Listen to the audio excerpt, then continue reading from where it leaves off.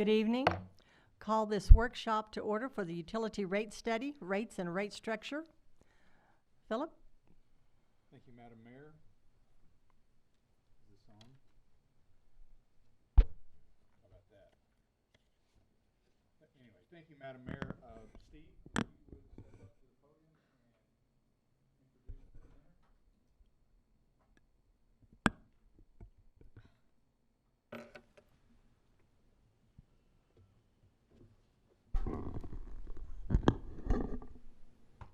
Thank you, Philip.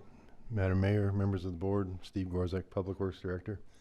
A month ago, these guys were here, so I'm not going to go through the formal introductions other than to say that Dave Nauman is back again to present the findings of the study, and joining him via Teams is Adam Young, who took care of the electric portion of the study, and I just lost the other guy. Seth Cunningham, thank you, who took care of the sanitation part of it. So since I am already kind of scatterbrained, I'm going to go ahead and let Dave take it from here.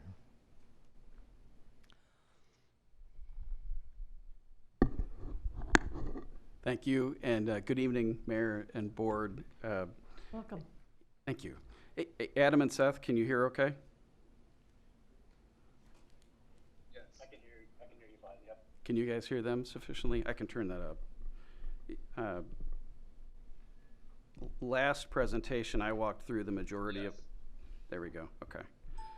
Last presentation, I walked through the majority of the material. Tonight, because we're getting into some rate design options, I'd really like to have Adam and Seth speak to their specific areas of expertise.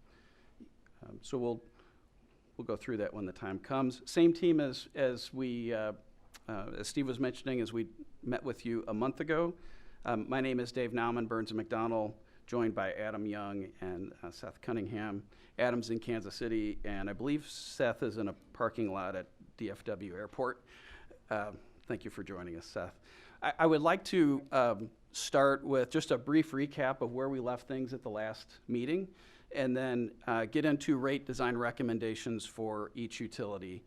One of the things that we talked about at the last meeting was the desire to expand our regional survey a little bit, so we've done that, and we'll talk through what we're seeing there, along with some options for pricing of your services for 3 of the utilities. So I think it's helpful just to recall where we left the financial plan, which is really the first big milestone of the study. And that tells us what sort of revenue increases we think are necessary for each utility to meet their funding requirements. And what this chart will show you, and it's a little bit busy, but we assume CPI of about 1.5%, traditional CPI levels 1.5 to 2. We know right now it's a little elevated. But for 3 of the utilities, we believe less than CPI increases are sufficient to meet your future needs. So for water and sewer, that would be about a water and electric, it's about a 0.75% increase annually for the next 5 years.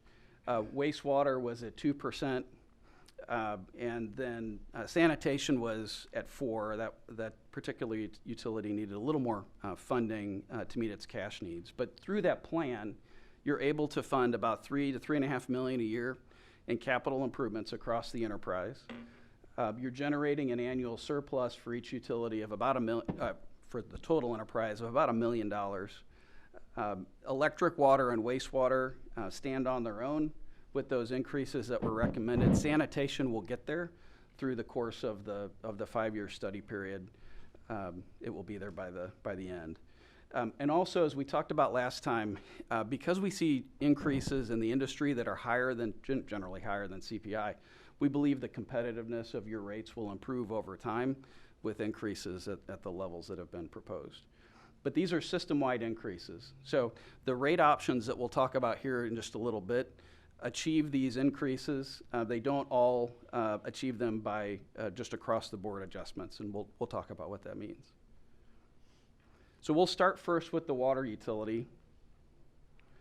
And let's first look at that regional comparison. So when we met last time, we had 4 other utilities on the page, all Northwest Arkansas, kind of high growth corridor utilities, and the desire was expressed that we expand that a little bit. So we've got another 10 on the page here, spread across the region.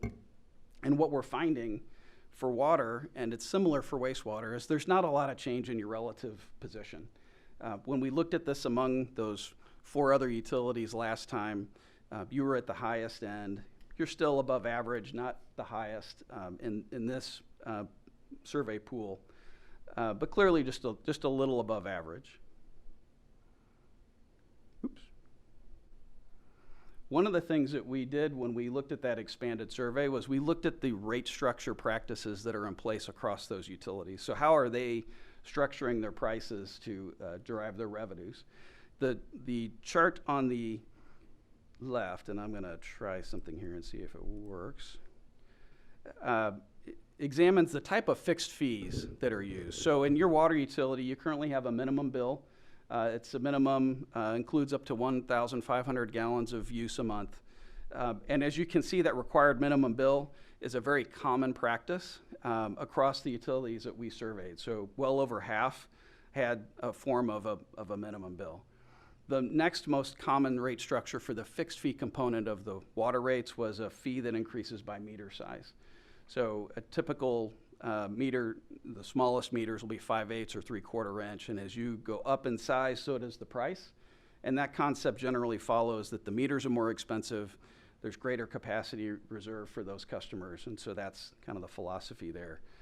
14% of the utilities we surveyed just had a flat rate per account, didn't vary by meter size. And then some had, a small portion had rates that, fixed rates that varied by class. So commercial or industrial or residential would pay a different style or size of rate. But Siloam Springs clearly in line with industry practice on the fixed fee. On the volumetric charges, we saw 3 practices. The most common was a uniform rate. So that means it's the same price per 1,000 gallons regardless of how much is used, and everybody pays that same rate.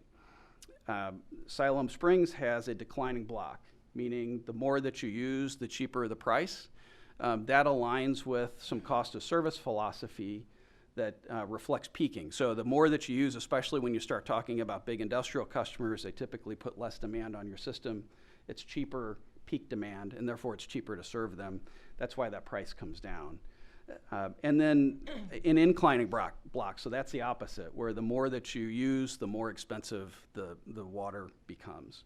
So again, Siloam Springs is in the middle of that with the declining block. And I may have mentioned last time, we take a look at that declining block because it's a structure that's being phased out in the industry. And that's true on the coast where there's water scarcity. But as we can see in at least among your peer group, it's still a pretty common methodology that's used. So here are the recommendations for rates. One would be on your water system to keep the current structure that you have. It is easy to administer, your customers understand it, it aligns fairly well with cost of service. So there's nothing wrong with continuing to do what you have been doing. Rate changes are easy to administer in that structure. You simply take that system increase of 0.75% and increase the prices accordingly. Alternately, we have an option for you to consider, and that implements a fixed fee by meter size that increases as the meters get bigger, and it keeps your declining block rates. So the volumetric side really doesn't change a lot, but that fixed fee doesn't have a minimum use. So it's just a fixed fee that you pay regardless of usage, and then your customers would be billed for every gallon that they used. So we'll look first at the existing rate structure. So what this chart shows you, and I realize it may be a little bit tough to see on the screen, but this takes your existing declining block rate structure with the minimum bill and projects out the rates that achieve the desired revenues over the 5-year study period. And it achieves a 0.75% increase per year.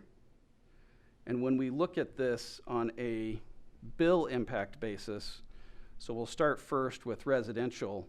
inside city. And we look at a variety of user types, so small users, median users, and then high users.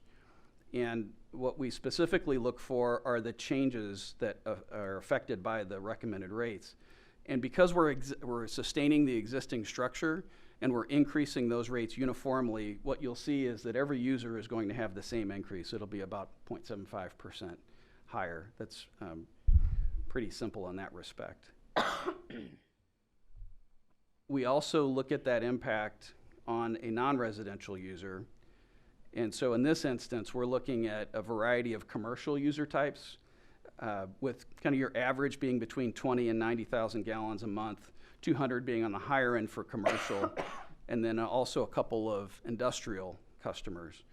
And if I look at the impact on the bills, again, uniform impact because of the way we're sustaining the existing rate structure and increasing the rates.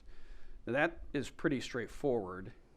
When we look at changing the rate structure, it gets a little more complicated, and that the format we just walked through will replicate. But let's start with the service charge. So you don't have a service charge today. You have a minimum bill that is sized at about $15.36 per month. We would replace that with the service charges that you see here, and you can see that they increase by meter size. As the meter gets larger, so does that fee. That will improve your fixed cost recovery for large users, which is that's a good thing. On the volumetric side, we are keeping the declining block rate structure, but you'll notice the first 3 blocks effectively have the same price. So that would be up to the first 225,000 gallons would pay that initial price, and then it gets cheaper beneath that. So most of your residential customers, in fact, nearly all of them, are going to be in the higher priced tiers.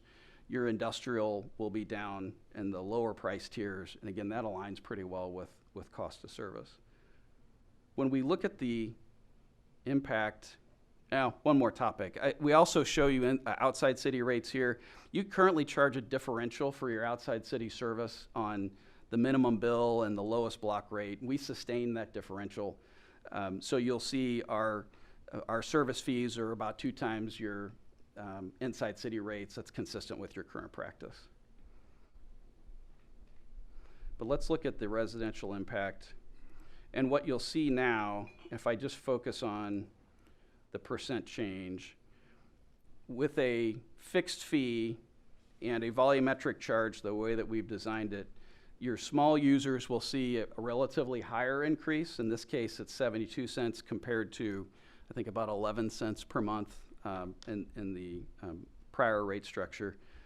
And as the usage goes up, that impact declines a little bit. So when you implement a fixed fee, a lot of times that hits your smallest user the most, and we've tried to craft this in a way that softens that as much as we can, but the impact will be different based on how a customer uses the system. You can see after we get past 2022, that impact is back to about 0.75%.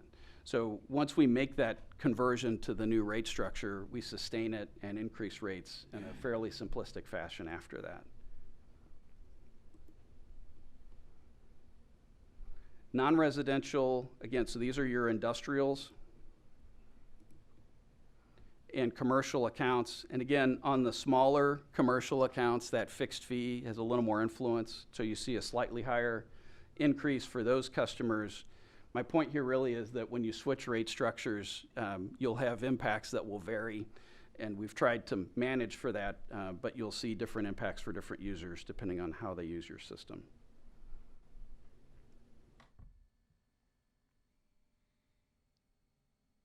And if I come back to that typical bill comparison at 6,000 gallons, we extrapolate out 5 years into 2026. We think, again, that you'll improve competitively because water and sewer rates are going up about 5% a year nationwide. So that should help you over the long term.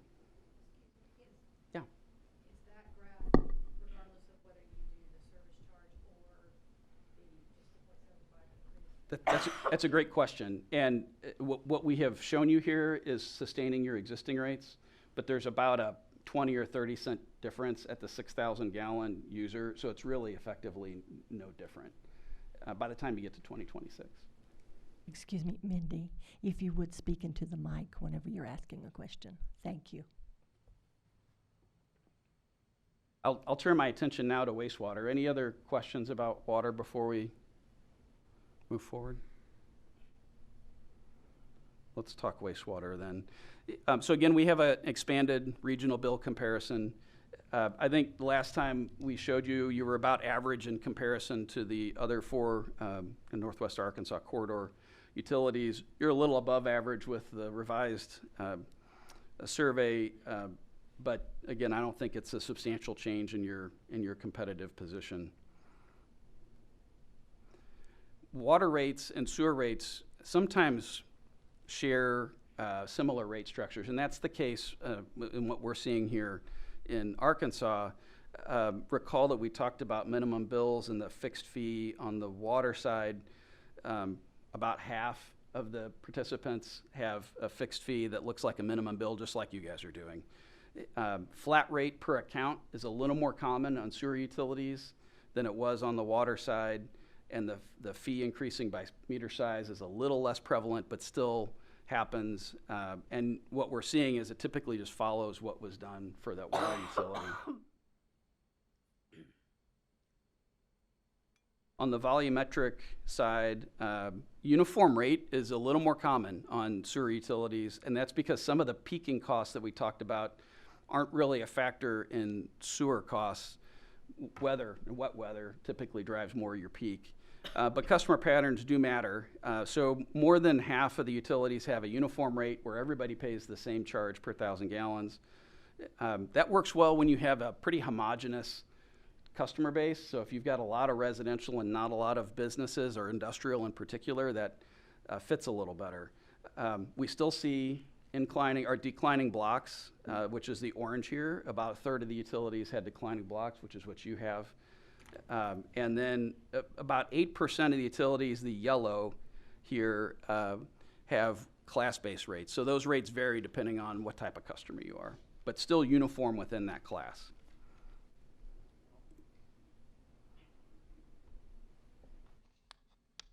On the wastewater rates, again, your practice is consistent with what we're seeing in the region. You do have an additional fee that you charge that is a sludge processing fee that we recommend integrating into your rate structure, that declining block rate structure with the minimum bill. It's about 11.5 cents per 1,000 gallons. So when we show you rates here, when we sustain the existing rate structure, you'll see that conversion. And then alternately, we've prepared a structure that follows the water. So we'll have a fee that increases, a fixed fee that increases by meter size, and we sustain the declining blocks. So again, this keeps your existing rate structure. The only thing to highlight here is you'll see that sludge processing fee that is currently an additional 11.5 cents has been rolled into the fees, the volumetric fees in the declining block and the minimum bill. But other than that, pardon me, we're recommending, that's the only change to the structure we'd recommend. And much like we saw in the water, if you keep that existing rate structure, the type of change you're going to see for your bills is pretty uniform, right? So it's a 2% increase consistent with the rate increase that we're trying to achieve for the sewer utility, and you'll see the same dynamic on the commercial and industrial. So about a 2% increase. Depending on the scale of the user, the dollar increase will vary. But it's very uniform and simplistic in that way. The alternate structure follows what we did for the water utility for that alternate structure. So we introduce a service charge, doesn't include a volume allowance, and we keep the declining block, but users will be priced for every 1,000 gallons that they purchase or use, and that the surcharge, the sludge processing fee, is integrated back into those rates. And when we look at the impact Again, outside city, we followed your existing multipliers, but same structure.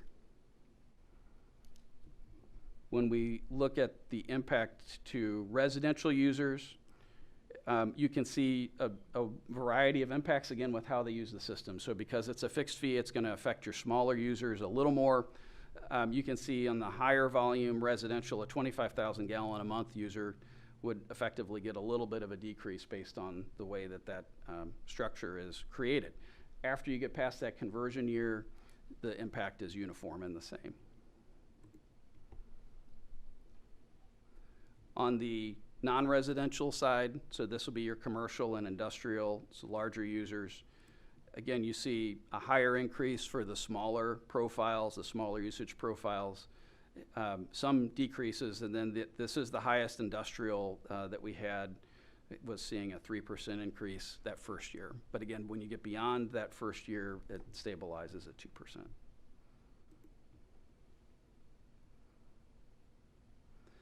And we'll come back to then the competitiveness concept. And again, we think that your competitive position will improve. You look a little more like average, which is what this would tell you 2026 would look like, assuming about a 5% per year increase compared to today where you're a little above average. So that, again, we think your competitive position will improve over time.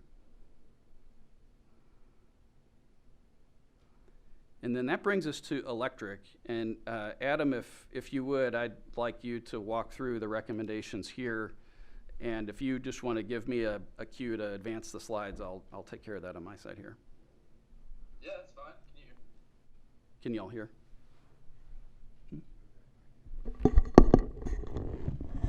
Get a little feedback. You sound clear on this end. I just want to make sure everybody can hear you. They can all hear me just fine? Okay. Okay. All right, yeah, let's, Adam Young. Actually, Dave, can you share your slides? We're not running off the same broadcast, Okay. Oh, that's fine. I can just I'm looking off of the hard copy. the live podcast. That works. Yep. Yeah, so following along with what Dave did for the water and wastewater utilities, we also updated our benchmarking analysis to include more municipal electric utilities of similar size to Siloam Springs. I'm sorry. And similar to what we saw last time, Siloam is on the higher end of the benchmark for the residential rate class. Before we just the regional in the Northwest Arkansas investor-owned cooperative and municipal utilities.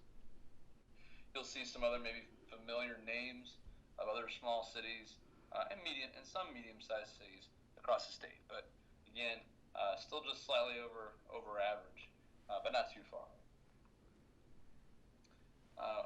But again, next slide. Yep.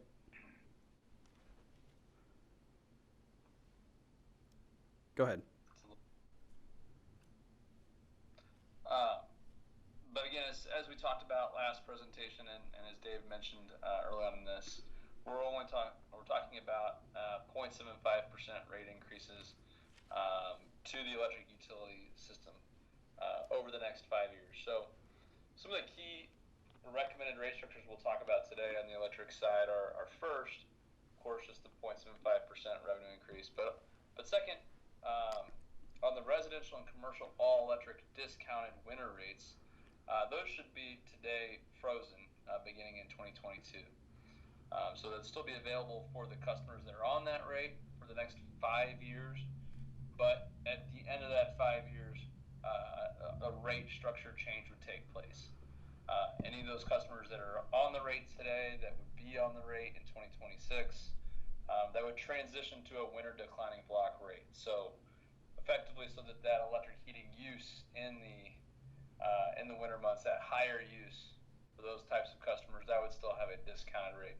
What that exact level would be wasn't finalized, but we need to sunset or freeze that current rate today, and we'll talk about more why in a moment. Small power, there's currently a year-round declining block rate structure. This should be eliminated. This effectively is saying that it costs less to use more. This is an antiquated rate structure. It used to be around long ago.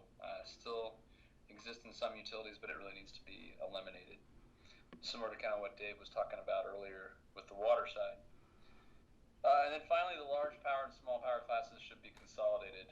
Those are the same service, same characteristics, demand metered, three-phase customers. There's really no physical technical difference between the two, just arbitrary size breakpoint.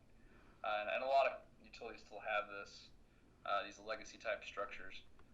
And we'll talk about what the implications are of merging these classes in some of these upcoming slides. Next slide, please. Yep.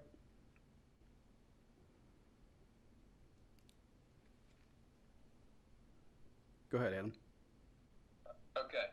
Yeah. So on the existing rates in the first column, that's where we're at today. We're talking about this, and this is option one. This is not necessarily the recommended option, but option one would simply be to just linearly increase the current rates and their current structures at 0.75% per year over the next 5 years. So customer charge and energy charge, you have the all-electric heat for residential and commercial, small power, etc.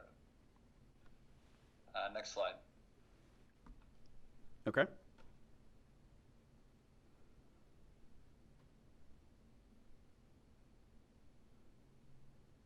Go ahead, Adam.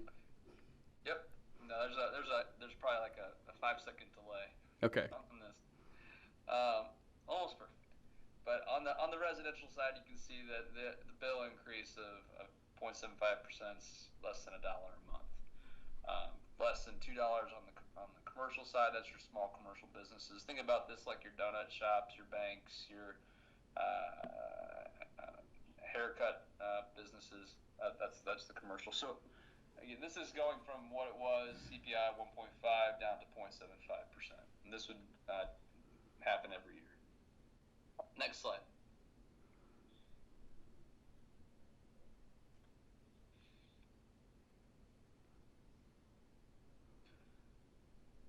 So on the small power, again, something similar, 0.75%. So all customers under the existing structure would just see a small increase to their bill, a little under $20 for small power, and then about $200 on average for the large power customers. Next slide. And this would be independent of use and or load factor, or peak demand of the month. So when we go into option 2, this factors in some of our key recommendations as determined in our rate evaluation. So really, again, on the residential side, we're not talking about any material changes. Rates are sufficient, have a reasonably decent level for a customer charge. However, on that residential all-electric rate, you can see that there's a 40% discount in the winter months. The residential all-electric, that's that 0.06 cents per kilowatt hour. And really, that cost differential in that rate is not cost supported. Your power supply cost does not decrease by 40% in the winter months. So henceforth, that's why we want to freeze that rate so that, one, we don't immediately impact a large amount of customers, and then sunset it such that in year 5 we can modify that rate to a more appropriate structure that has a declining block in the winter months. And that's something that there's a lot of utilities, even in your region, that provide that. Bentonville being one of them, where they have a cheaper rate once you get over 600 or 800 kilowatt hours. There's a couple of utilities that have that structure, but not just all use. Moving down on, and if you would maybe zoom out a little bit on the small, that's good.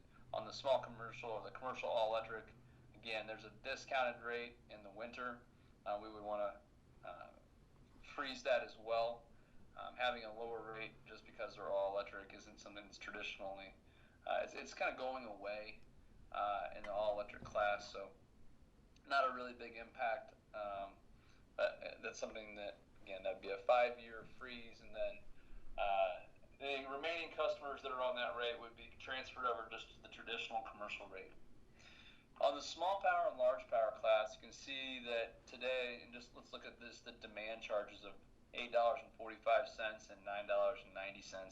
Those are already pretty close to one another. And similarly too, on the small power, the average energy cost isn't too different than the large power energy cost. So you have a higher demand charge on the large power, a lower energy charge, and vice versa on the small. So when you blend those two together, those two classes, you get an average of $9.63 and an average energy rate of 6 cents. And this is important for two reasons. One, we want to get away from having a rate that incentivizes for businesses that more use is less expensive. This is really a very antiquated rate. And two, small power and large power customers today are technically being provided the same service, like we talked about before, 3-phase, demand metered, secondary voltage, or served at the distribution system network voltage class.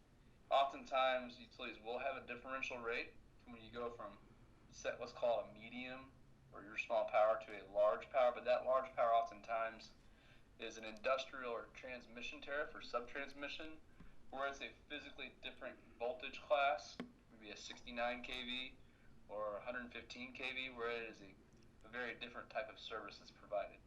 But again, we want to charge the same product for the same type of service, as opposed to setting just a size breakpoint. Next slide. Oh, and after this, all rates would just continue their forward at 0.75% once these changes are put in place for the next 5 years.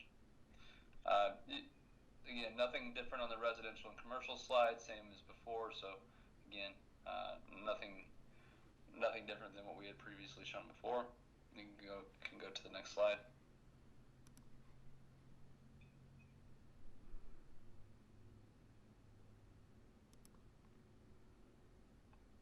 And on the small, so here you can see when we merge the small power class and large power class, the small power rates, or the average user would see a decrease in their bill of about 3.68% under the consolidated class structure. This is in line with the class cost of service analysis. We found that they, based on the analysis, it's reasonable to provide a reduction. There's slight overcollection there. So by merging the classes together, we see some reductions for those average users. Depending upon what their use and their peak demand is in a month, they may see different levels of change, whether it's -5 or -1.7, but on average about -3.6. Whereas on the large power customer class, once that blended rate comes together and they're served at the same rate tariffs, you see that on average, the average customer using 360,000 kilowatt hours a year at 803 kilowatts peak demand would see a 1.69% bill increase, which is almost the same as a 1.5 CPI increase that would have otherwise happened had we not moved down to a 0.75 overall revenue decrease. So about where those customers would have been had a rate study not been performed. Next slide.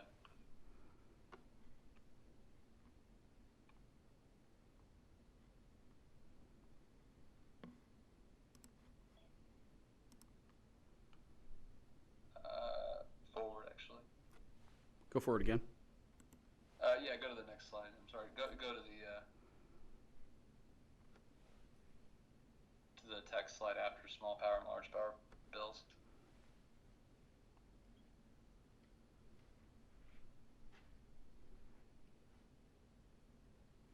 We come back to the competitiveness slide, Adam. Oh yeah, right here. This is good. Residential. Wherever the text is on the overall summary, we can just go to that. Right here. Yeah, maybe. Wherever the text is, whether it's the paragraph effectively. So on the residential and commercial electric heat, in summary, freezing those tariffs, freezing their availability. Like we talked about, the winter discount is no longer cost supported. It might have been at one point. Siloam's power bills from GRDA, the wholesale power supplier, those do not cost 40% less in the winter. So that discount is no longer cost justified. It may have been at one point years ago, but it no longer is today, hasn't been for several years. Freezing these all-electric rates and transitioning to a new rate in 5 years, that will give customers that are on that rate time to prepare.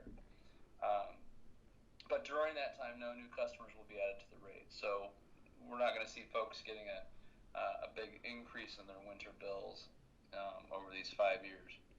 And any of these new accounts that have electric heating, they would be placed on the standard rate. So a lot of the electric heating customers are apartments or mostly apartments or rented homes. So those have high turnover rates. So we would expect by the end of year 5 there would be, I think we estimated approximately 500, maybe 250 to 300 customers that would be remaining on the all-electric heat rate. And at which point then we would restructure the rate and change it to a declining block rates to make sure that that electric heating load that still received a discount, because there is some support for a discounted rate for higher use in the winter, a smaller discount, not necessarily 40, but a discount. But again, that's 5 years into the future. We'll get there. We'll cross that bridge when we get there. Getting back to small power, large power. Again, Siloam's power costs do not reduce by 10% once a customer exceeds 10,000 kilowatt hours a month. So this really should be eliminated. This is an older rate structure. These classes both receive the same voltage, same phase, they're 3-phase service and demand metered. So there's really no characteristics physically or technically between the two, the customers within those classes. So most utilities, and this utility of course too, should provide the same level of service, same rates. And this blended rate, as we saw from the typical bill analysis, results in very minor impacts to the customers within each class. So it's a very non-impactful change in structure to the bills. On the higher end, plus 1.6 to the lower end of the small power average would be minus 3.6% on monthly bills. And that's everything I have on the electric side. Adam, do you want to talk at all about the regional comparison with the adopted rates recommended? Yep, sure. Just a moment.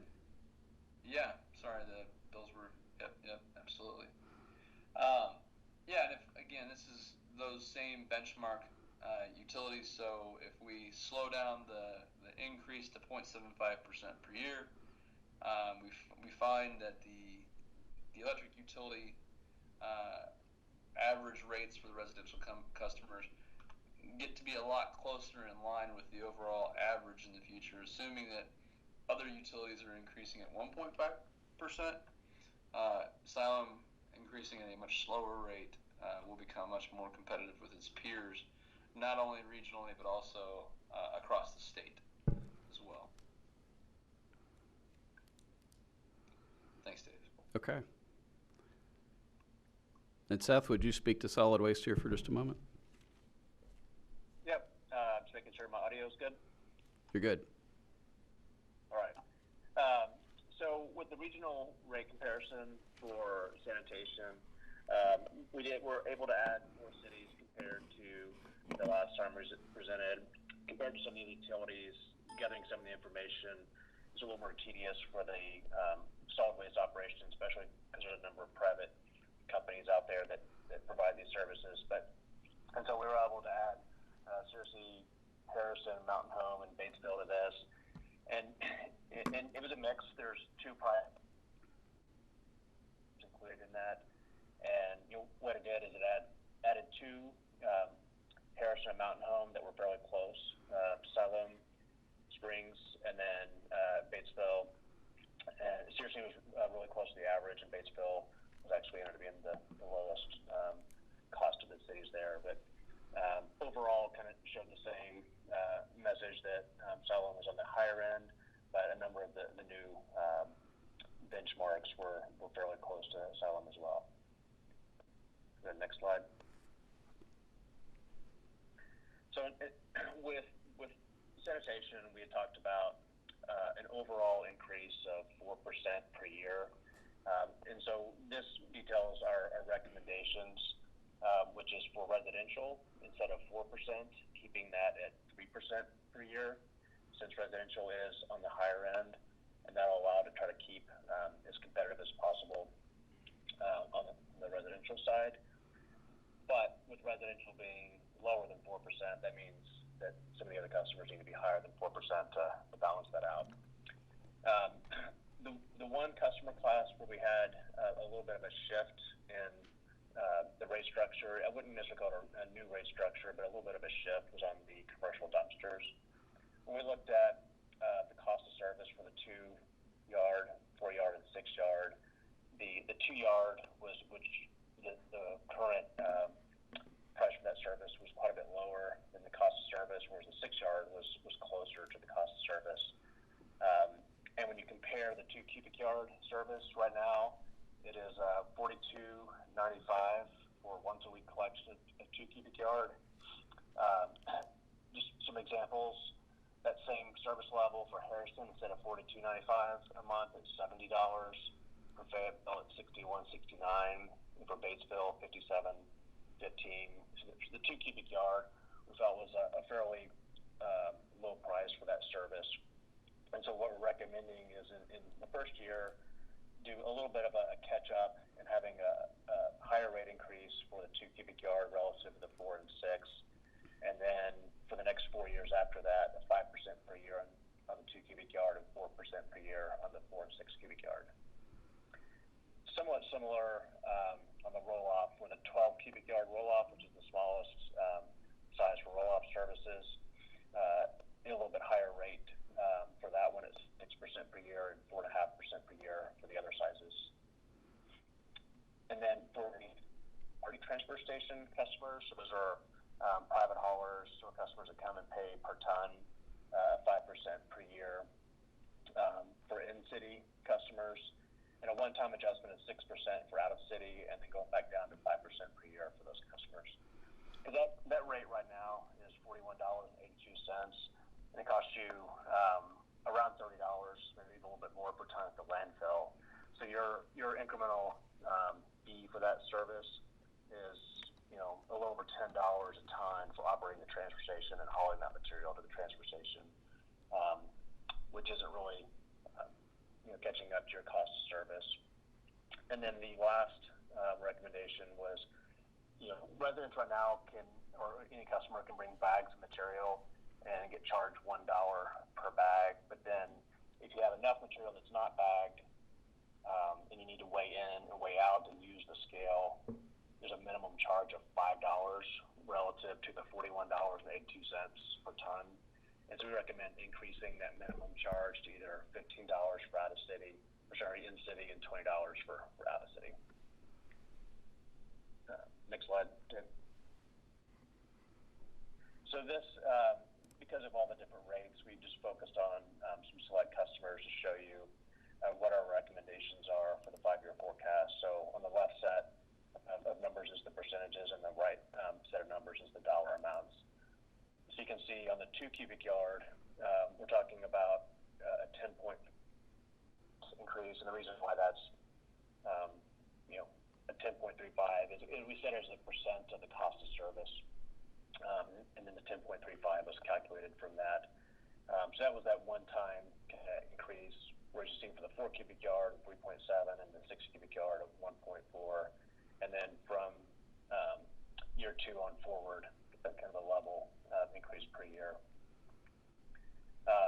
And so what, the other things we were trying to address with the commercial dumpsters is, right now, based on the current rate structure, if you have a 2 cubic yard customer collected twice a week, they're paying the same rate as a 4 cubic yard customer once a week. So in both cases, they're getting 4 cubic yards of service. But for that 2 cubic yard customer, the city's having to go out and collect that customer twice. So there's a lot more cost in servicing that customer. So even though they're charged the same rate, and so what this structure does by increasing that 2-yard customers, it makes it a little more expensive for that 2 cubic yard customer twice a week versus the 4 cubic yard customer once a week. So if that's what they really need is just 4 cubic yards, that's an incentive to upsize their container and reduce the number of collections per week, which makes it more efficient for the city to collect that customer. And so for the bag customers, right now it's just $1 per bag. We recommended about midway through the forecast just to bump that up to $1.25, and then the minimum charge, which like we had mentioned, going from $5 to $15, but then keeping that steady throughout the 5-year forecast. Next slide. So this is like with the other utilities, looking at what that looks like with increases on the other utilities and the 3% per year residential. And so keeping, fairly similar kind of differential between the average and Siloam. So I think we kind of keep a somewhat similar competitiveness at the higher end of the market today, and we continue to be at the higher end of the market in 5 years, would be kind of fairly similar position. That covers my solid waste slides, so I'll hand it back to you, Dave. Thank you, Seth. I realize this is a lot of information to try to digest. It's a lot of numbers in tabular format, and just 4 utilities in and of themselves, it's a lot to track. What I was hoping to offer are a couple of additional slides on perspective. One is this would be the consolidated residential bill across all 4 utilities, and you can see the relative influence of the water, sewer, electric, and sanitation bills in that total bill. It amounts to about a 1.3% increase per year. So that reflects this 0.75% per year increase for water and electric, and the 2% for sewer, and 4% for sanitation. And then the other thing is maybe some thoughts around strategic priority. So I know we've put some options in front of you today for some potential rate structure changes. Here's how we would think of the relative importance of what we've recommended.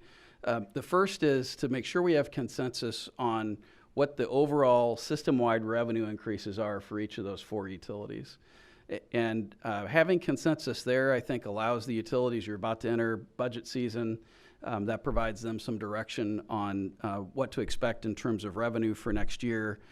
And these are below what you would otherwise be doing for 3 of those utilities if you followed the CPI-based ordinance that you already have in place. So that is priority number 1, just to make sure we've got the system-wide funding strategy in place for the next 5 years. The next is freezing, as Adam was talking about on the electric side, freezing that residential and commercial all-electric service. And the idea there really is just to freeze it to new accounts. So you wouldn't be adding any accounts over the next 5 years, and they would be churning off that rate as those accounts turn over. And so over time, there'd be fewer accounts on that service, which means when you get to the end of the 5 years and you look at sunsetting that rate potentially and converting it to something else, you're not impacting a large amount of accounts. So that would be our second priority. The third priority, again on the electric side, is consolidating that large and small power class. As Adam was saying, it's the similar service, similar demand characteristics, and infrastructure required. And so that makes sense from a cost of service standpoint. And then the last option I would say in terms of order of importance would be adjusting that water and sewer rate from a minimum bill and declining block to a fixed fee that varies by meter size with the declining block. I do think that transition is a good fit for your utility. It minimizes the impact to customers compared to some other options for rate structure change. But at the end of the day, I think the structure you have in place realistically aligns with your cost of service and your customer classes, and it's familiar. So that's why I put it at the lowest priority. I think it is a good idea, but with the other changes that are on the board, maybe not the most important one. And I believe that covers all the material I have except for next steps. But I'd like to just pause here. I know we've gone through a lot of information, and what questions can we help address? Directors, any for Dave? Madam Mayor, Yes. if I may, just for the board's understanding, these are recommendations, and so what would normally be expected is at least that staff would look at these and come back at some point before the first of the year with a proposal to an ordinance to amend the current rate structures or the rates and possibly the rate structures. So there's no hard decision for the board tonight, one way or the other. It's, you know, as we went into this exercise, understanding that there had not been a rate study that we could find historically. Steve's memo said in the last 7 years, that was as long as he's been here, there hadn't been a rate study. We hadn't found one beyond that. So the idea in 2013, when the board was here, was to adopt automatic rate increases. And so the idea of the rate study was to see if those rate increases are keeping us where we need to be. And as Dave and his team have pointed out, in some cases we could reduce those automatic annual rate increases that are currently in code. Dave, I want to be clear on one thing, if you can. We averaged the CPI to 1.5%. And when we talk about 0.75, we're really talking about 50% of CPI, assuming that CPI stays as an average over that 5-year period of 1.5%. Today, that isn't happening as of right now. And so if we were to see that continuing climb of CPI, and we're only doing 0.75, everything changes. All the study changes. But I want to make sure that everybody understands that when we're talking 0.75, we're assuming that the average of CPI over a 5-year period is staying at 1.5, right? If that jumps to 3, at some point, 2 years down the road, we may have to come back and adjust that 0.75 to catch up to that increased CPI number. So could you speak to that for just a moment, and then to help make sure everybody's on the same page there? Yeah, we're definitely seeing some bubbles in inflation, and you can see it in construction materials. CPI is composed of a number of different goods. Used cars are very expensive right now relative to history. But the interesting thing about CPI and what you'll hear the news talking about is, you know, a 5% increase year over year. A year ago, the economy was very dormant. And so that percentage increase is going to look elevated right now. And as we move away from this COVID period, we expect CPI to come back down to something that looks a little more aligned with what we've seen historically. But Philip, to your point, your utility is going to have to keep a pretty sharp eye on the cost of constructing their projects and the cost of materials and supplies to operate their utility. And it could be, you're in a pretty strong reserve position right now. So I think you could tolerate some of that, but there may come a point at which you have to treat the rate study as a guideline, but recalibrate the rates to cover those increased costs. Madam Mayor, Yes. I do have a quick question. Okay, according to this second to last graph, really, I guess the last graph, combined residential bills under proposed rates. And that's dealing with the 0.75, not the other things. Right. Okay. That's the 0.75 for water and electric. And 2.5, yeah. Yeah. So not your extra recommendations, yes. Right. Okay, so the average increase is 1.3% per year, as opposed to if we went the CPI, we would do the 1.5%, we think, because that's where CPI is right now. So I think the only thing that I think might be helpful is just to have a graph that shows Where you what would it have would been. be, yeah, what it would be if we went with what we have, and what it would be if we go with what you're recommending. I think that's a good point. And so that 1.5% would apply to your electric. It'd be 2.5% for everything else. Right. And yeah, you would see an average that would increase as a result of that. We can provide I think that. that's something that would be helpful in getting the message across, because as we discussed last time, if we have an increase in one area, that's where people are gonna focus, even though that increase is on the smallest amount. So if we can have that overall comparison between this is what we're recommending at whatever point we make a recommendation, and this is what you would pay if we kept things the way they are. Yep.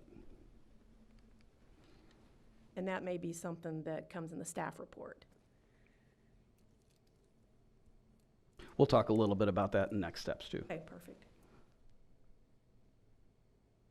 Thank you, Mindy. Any other comments from the directors, questions?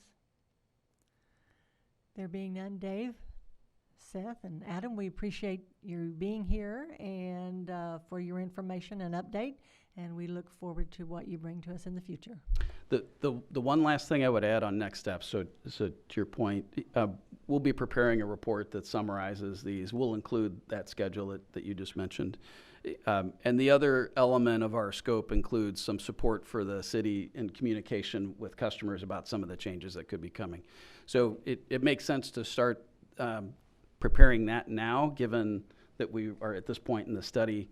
And that will in part help speak to why the increases are necessary and what the analysis has shown us and what the recommendations are. That will be very helpful. Thank And that's you. all I have today. Thank you very much. Thank you. Appreciate that. Thank you. Thank you.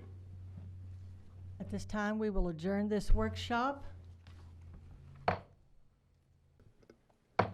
Call to order this regular Board of Directors meeting for the Siloam Springs Board of Directors, June 15th, 2021. Roll call. Sappington. Here. Smiley. Here. Burns. Here. Hunt. Here. Rissler. Here. Allen. Here. Carroll. Here. If you will please rise with me as David Allen, our director, leads us in prayer, and then remain standing for the Pledge of Allegiance. Our dear Heavenly Father, thank you for bringing us all here tonight to help us make the proper and most sensible direction and decisions for the benefit of all the taxpayers of Siloam Springs. We ask you to look over all of us and our families, all the families who live in Siloam Springs. Help bring our country and our nation back to world peace. We would ask these things in Jesus Christ's name. Amen. Pledge allegiance to the flag of the United States of America and to the republic for which it stands, one nation under God, indivisible, with liberty and justice for all. Thank you.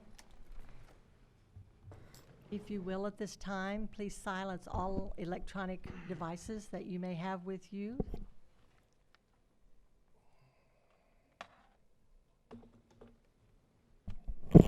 Thank you. First on our agenda is the time for public input. The public may address the Board of Directors regarding any item on the consent agenda or any city business not listed on the our regular agenda. Is there anyone here that would like to speak to the board at this time?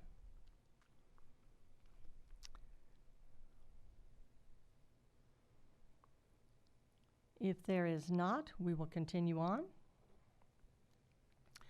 Next is our consent agenda. Item A, regular meeting minutes of June 1, 2021. Item B, dedication of utility easements, 100 block of Dogwood Place. C, Resolution 2621, committing to ADA fishing pier and kayak launch. D, Resolution 27-21, grant application, Arkansas Department of Emergency Management Hazard Mitigation Grant, Willow Court Detention Basin. E, Resolution 28-21, grant application, Transportation Alternative Program Grant, Northwest Arkansas Regional Planning Commission, the North Mount Olive Street Side Path. F, Resolution 2921, grant application, Surface Transportation Block Grant Program, Northwest Arkansas Regional Planning Commission, engineering design for East Kenwood Street improvements. And item G, contract approval, Finance Department, IT Division, for print copier lease, AAA Business Systems Incorporated, $58,629.96. That is all of our items on the consent agenda. At this time, I believe staff would like to address item G. Thank you, Madam Mayor and Board. Yes, staff would like to pull item G. Thank you. Directors? Madam Mayor, I'd like Yes. to pull item C. Thank you. Anyone else? If not, do I have a motion to approve the consent agenda with items G and C removed? Yes.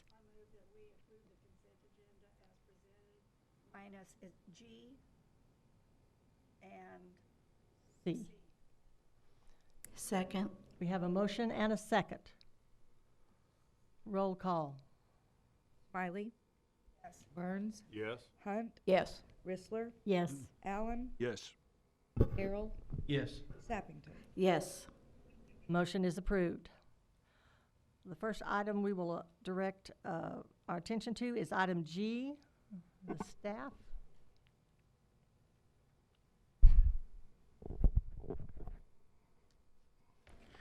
Good evening, Sam D, and I'm the IT manager. A lot of new faces up here. I just wanted to correct the ultimate cost for this printing contract. The original memo stated that the cost was going to be $58,629.96. We found a scanner that we needed to add on for the plotter at electric. That raises the cost to $62,437.65 for 3 years. So, Madam Mayor and Board, we would ask for a motion to approve subject to the amended price of $62,437.68. Thank you, Philip. Is there any discussion or questions on this item? Madam Mayor, Yes. just want to say hi to Sam. We haven't seen him in a while. I feel like he crawled out of a cave. I just got a haircut. I didn't. It's a little wide. I think he's been inside a little too long. Good to see you, Sam. Thank you. Anything else? If there is no other questions. What was the total amount again? I didn't. I'm sorry, go ahead. Sorry, $62,437.68. Okay, thank you. Do I have a motion to approve item G with the amended amount? So moved? Do I have a second? Second? We have a motion and a second. Roll call. Burns. Yes. Hunt. Yes. Rissler. Yes. Allen. Yes. Carroll. Yes. Sappington. Yes. Smiley. Yes. Motion is approved. The next item was item C, the resolution 26-21. Director Allen? Yes, ma'am. Yes, Mayor, Madam Mayor. I wanted to simply ask Philip to give us an update, and I wanted to say that I think it's great what we're doing. My only concern on the kayak part is that the kayak part of the pier is I hope that we make sure it is limited to ADA and elderly users and that this not become a main kayak launch for anyone and everyone. I don't want it to interfere with the whole impetus as to why this was brought up in the first place was a fishing pier. So that's just a concern of mine, and I think Philip understands that, but I didn't know if there was anything else that we needed to review before we approve it. Thank you, Director Allen, Madam Mayor and Board. There are some updates. I wrote this memo. I met with the company last Monday morning on site. At that time, we discussed some of the issues that were brought up at the last board meeting about location. And ultimately, it was decided that we needed to keep it where we originally showed it, in between sort of the center part of that area, Moving it over further to the left creates more problems for ADA access because it becomes more of a mud area over there. You can't park near it. But one of the things we did decide based on the depth of the lake was that the fishing pier needed to be further out into the lake. So rather than 20-foot gangways, I asked them to give me a quote on 40-foot gangways. And in order to do that, the gangways have to be more structurally sound, so the price went up. So it's currently roughly about $123,000, was 85, so it went up a pretty significant amount. I also asked for a additional idea about a roof structure. That was just about $32,000 added to that. We had some discussions about whether or not a roof structure is appropriate or not, and if we bring this back to the board, we'll bring that as an option. I don't believe staff will make a recommendation on a roof structure because while as an able-bodied individual, I would be able to throw a fishing lure or line out and work around it, somebody who might be confined to a wheelchair is going to have a tougher time, we believe, to try to do that with the poles and the roof structure even at 10 feet. Director Allen, regarding your comment, one of the things that it would obviously be used by able-bodied people, but one of the things that we would want to do is to put a sign out there that says this is an ADA ADA accessible fishing pier and ADA accessible kayak launch, and that individuals with disabilities have first priority over anybody else. And I don't know of any other way to prevent an able-bodied person using it. One of the things that I heard from one of the individuals I was talking to was that their elderly 80-year-old father is not disabled, but he wants to kayak, but he can't get in and out of a kayak in the water anymore. So the ability for that individual to use this, I think, is just as great from a potential need as somebody who is truly disabled. So, but being very clear with signage that those individuals with disabilities have first priority over anything else. And as you saw in the drawing, the kayak, the fishing pier is 16 by 24, and then there's a 16 by roughly 8 side piece to it that is the actual kayak launch. One of the things that we did decide that if we're going to do this project that we should do is, when you originally saw it and we looked at it, the fishing pier was on the left, more adjacent to the boat launch. And so the ultimate thing that we thought would be best if we're going to keep it at that location is to flip it and have the kayak launch be closer to the boat launch so that there would be less conflict between people who are fishing and boats that are actually using the regular launch, right? So that they're not throwing lures over people trying to get in and out, get their canoes or their able-bodied kayaks in and out of that. Today with the bulkheads and so one of the other things that we looked at, the bulkheads, providing an ADA path from the parking lot to the bulkheads, to the gangways, and also wanting to asphalt an area that would really hold 4 ADA parking spaces in that gravel parking lot so that someone who's in a wheelchair could get out on asphalt, be able to access the 2 pathways on asphalt and get to the gangways. I don't have a hard number on that, but if I add $10,000 to do the bulkheads and the pathways, I'm up to, plus tax, I'm probably up to $140,000, $145,000. What are you talking about, bulkheads? Bulkheads are the concrete piers that right. the gangways have to attach to. I did drive to Siloam, Oklahoma this past Friday. They have built one of these. The company had built one of these, the closest one I could find. And I went there. It's a 40-foot gangway. I really wanted to see it, see how much sturdier it is. And it is. I'm a fairly large guy, so I jumped around on it and beat on it. And it is interesting. No offense to the folks in not Salisaw, Shawnee, I'm sorry. They built the pier, but they overlooked the fact that they don't have ADA access to it. So it's still closed to the public. The bulkhead sits 2 feet out of the ground. I mean, I had to step up to it, walk through a mud pit to get to it. There's a big, huge field, green space getting to it.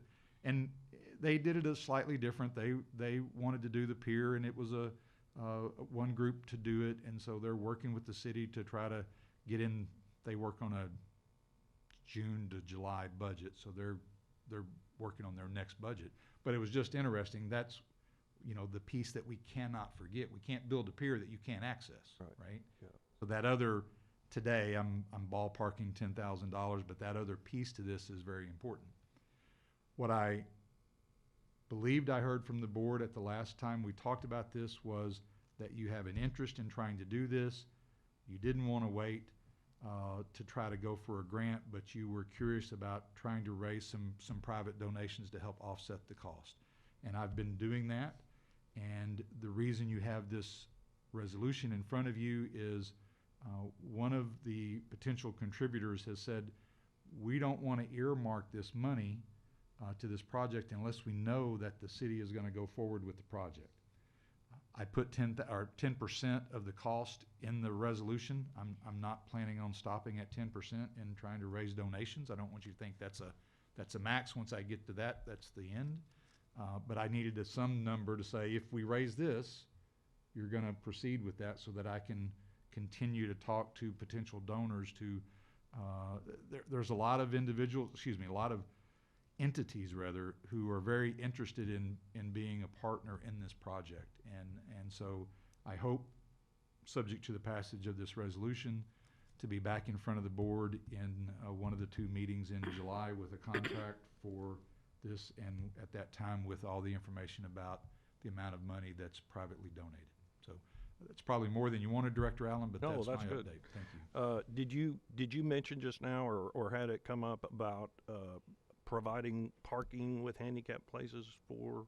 So the idea, and if you can think of this, there's 2 bulkheads. Yeah. And the idea would be to extend, obviously, a pathway from those bulkheads out to a parking lot, and then extend, you know, with an ADA parking space, you have to have the personnel piece to it, the I forget what it's called, but that other extra piece, right? So then that would center on 2 ADA parking spaces for each of those extended pathways, so a total of 4 ADA parking spaces that would be paved parking at City Lake.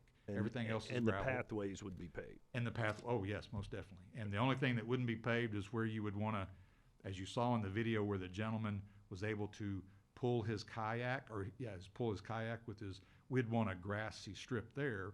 At the top, he would have to, you know, take it over the bulkhead and get it up. The bulkheads are, the gangways attached to the pier and the bulkhead have hinges. So as the water level goes up and down, that will float and will bend.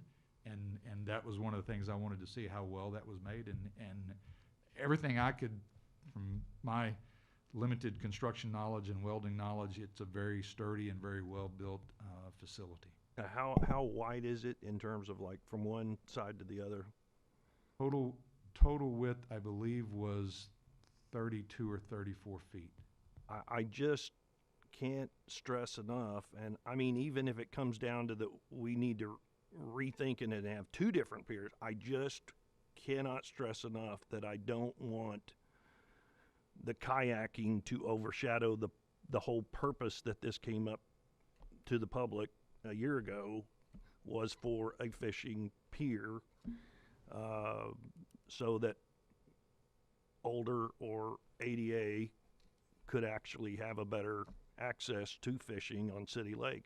I mean, that City Lake is owned by the public, and they should have access to it and shouldn't be limited. And what we spent money on so many other things around the city, I think this is one of the most dynamic and exciting projects, and I'm not a bit surprised that you've had civic clubs or anyone want to be a part of it. The concern I had was that if we have the money, why are we taking money from private? But if they wish to give it, you know, and be a part of it, that I think that ownership kind of from the private groups or people kind of helps also to maintaining it and making it nice. I was asked if there was going to be a plaque or something, and what I had said is that on that sign that I just spoke to, at the bottom would say, you know, this is brought to you, this was a partnership with the city of Siloam Springs, and list those entities. As it relates to your other concern, I can talk to the company and see what it would take to maybe divide the fishing pier from the kayak with a handrail. That was something else I'd. But I would only say let me talk to him. I'm a little leery of doing it because in the event there aren't kayakers there, I block off all of 8 feet from Yeah. additional fishing. Yeah, yeah. And it can't get in the two. So, but let me talk to him. Maybe there's a way to put a gate there, and if we do a gate, then I just don't want us to later have you complaints. don't want to be full of kayakers in a. Well, in a- I don't want us to have complaints of fishermen saying we don't have any room because there's 20 understand, kayakers out here and they're not even in disabled or anything. So yeah, that's what concerns me. We'll, Yeah. we'll see if Okay. there's a way to. All right. No promises, but we'll look into Yeah. it. All right. Thank you, Philip. Thank you, Philip. Appreciate it. Madam Mayor, Yes. I just wanted to thank Philip and the staff for bringing this forward so quickly, because I think this is extremely important. As David said, this is why the community is so excited, because it is affecting other citizens that aren't able to do some of the things that the rest of us can do. And I'm glad that Philip thought about the ADA parking, because I actually had not thought about that. And if you can't park, you can't get there, you can't do it. So I appreciate that, and I think it's wonderful, because I do believe the city should partner with more of our citizens and entities, business entities, to do other things. So I'm glad that this is going to be coming to fruition. Once again, I want to thank Bob Holloway for bringing this forward. Thank you. Anyone else? Philip, I'll also say that I'll just say it publicly. What I told you privately is that I think it's important. Not only did your video really sell it, what you found on YouTube, the company that really knows what they're doing, obviously. I'm glad you found them. But everybody's got family. Everybody's got family that gets aged and they need outlets and they have time on their hands. And this is something that will literally affect every cross-section of the community in some way. And I think it's important, whether they're going to go fishing or whether they're going to boat, it's a great thing. So I was really appreciative you found, instead of we go do one and then go, oh, why didn't we think about it? So I think it's a great thing. Thank you for finding this. Thank you. Do I have a motion to approve Resolution 2621? So moved. Second. We have a motion and a second. Roll call. Hunt, Yes. Chrysler, Yes. Allen, Yes. Carroll, Yes. Sappington, Yes. Smiley, Yes. Burns. Yes. Motion is approved. The next item is on our regularly scheduled item, ordinances. First is Ordinance 21-08, second reading, amending Section 102-21 of the City Municipal Code, rezoning from A1 to C2 and GI 2900 block of Sherry Whitlock Drive. Ben? Yes, thank you, Madam Mayor and members of the board. I'm Ben Rhodes, Senior Planner. Before you is the second reading for the rezoning occurring at the 2900 block of Sherry Whitlock. As a reminder, the applicant is seeking to rezone the A1 property to C2 and GI, and that GI portion being the easternmost lot. Staff has not received any additional comments on this from the first reading, and we stand ready for any of your questions. Thank you. Thank you, Ben. Is there anyone in the audience that has questions or comments concerning this ordinance? There being none, directors? Madam Mayor, Yes. I've been approached by the people that if there are not any objections or any negative on it, that they'd like to see about doing a second and third reading tonight.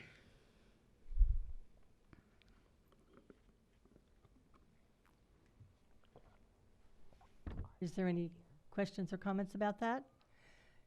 If there is not, do I have a motion to place ordinance 21-08 on its second and third reading by title only? Madam Mayor, I move that we place ordinance number 21-08 on its second and third reading, suspending the rules and reading by title only. Thank you. Second. We have a motion and a second. Roll call.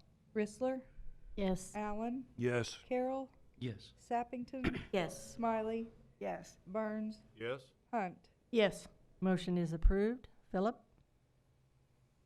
Ordinance number 21-08, an ordinance amending section 102-21 of the Siloam Springs Municipal Code, City Zoning Map, rezoning from A1 to C2 and GI, property located in the 2900 block of Sherry Whitlock Drive. Thank you. Since we have read this for its second and third reading, do I have a motion to adopt ordinance 21-08? So moved. Second. We have a motion and a second. Is there any questions or comments on the motion to adopt? There being none, roll call. Allen, Yes. Carroll, Yes. Sappington, Yes. Smiley, Yes. Burns, Yes. Hunt, Yes. Rissler. Yes. Ordinance is adopted. Next is ordinance 21-09, second reading, amending section 102-21 of the City Municipal Code, rezoning from A1 to R2, 1803 Don Hill Road. Ben? Madam sir. Mayor, I need to recuse myself from this. It's possible I may be part of what this comes out to. Thank you, Director Carroll. We'll allow you time then to leave the room.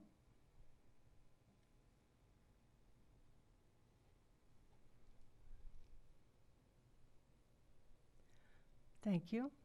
Ben? Yes, thank you, Madam Mayor and members of the board. Yes, this is again, that's another second reading rezoning, as the mayor stated, at 1803 Don Hill Road. And as a reminder, the applicant is seeking to rezone this from A1 to R2 single family residential. And like the last zoning, we did not receive any comments on this since the first reading, and we stand ready for any questions. Thank you. Thank you. Is there anyone in the audience that would like to speak to ordinance 21-09? There being none, directors? Madam Mayor, I'll make a motion. We approve ordinance 2109 for its second and third reading. Second. We have a motion and a second to place ordinance 21-09 on its second and third reading, suspending the rules and reading title only. Roll call. Carroll is gone. Sappington, Yes. Smiley, Yes. Burns, Yes. Hunt, Yes. Rissler, Yes. Allen. Yes. Motion is approved. Philip? Ordinance number 21-09, an ordinance amending section 102-21 of the Siloam Springs Municipal Code, City Zoning Map, rezoning from A1 to R2, property located at 1803 Don Hill Road. Ordinance is approved. Do I have a motion to adopt ordinance 21-09? So moved. Second. Are there any questions or comments on the motion to adopt? There being none, roll call. Sappington, Yes. Smiley, Yes. Burns, Yes. Hunt, Yes. Rissler, Yes. Allen. Yes. Ordinance 21-09 is adopted. Next is ordinance, I'm sorry, let's wait until Director Carroll gets back in.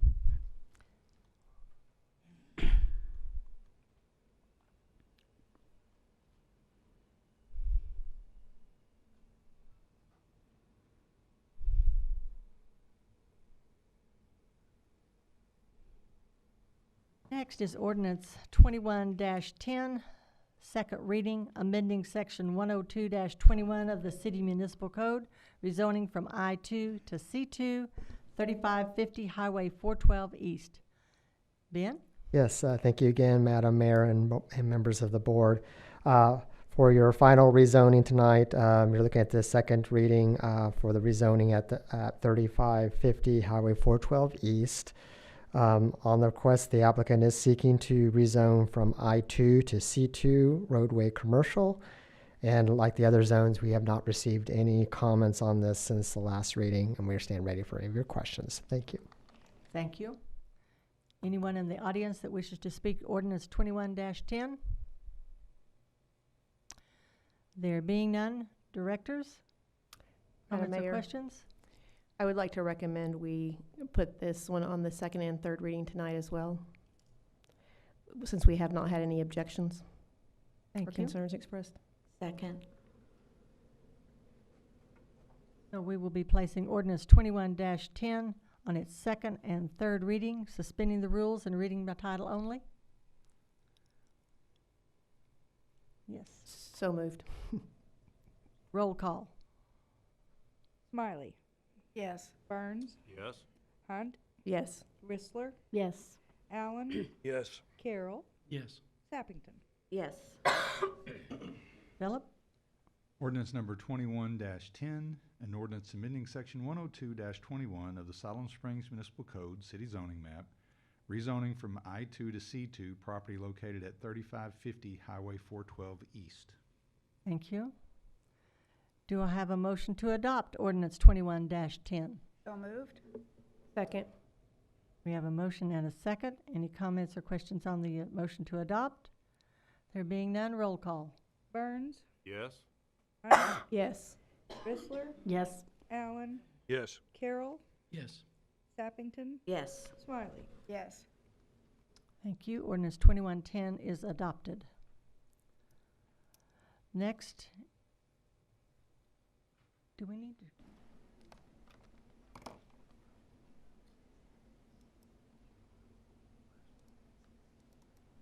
Next is ordinance 21-11, first reading, annexation of 12.25 acres, 21100 block of Highway 16.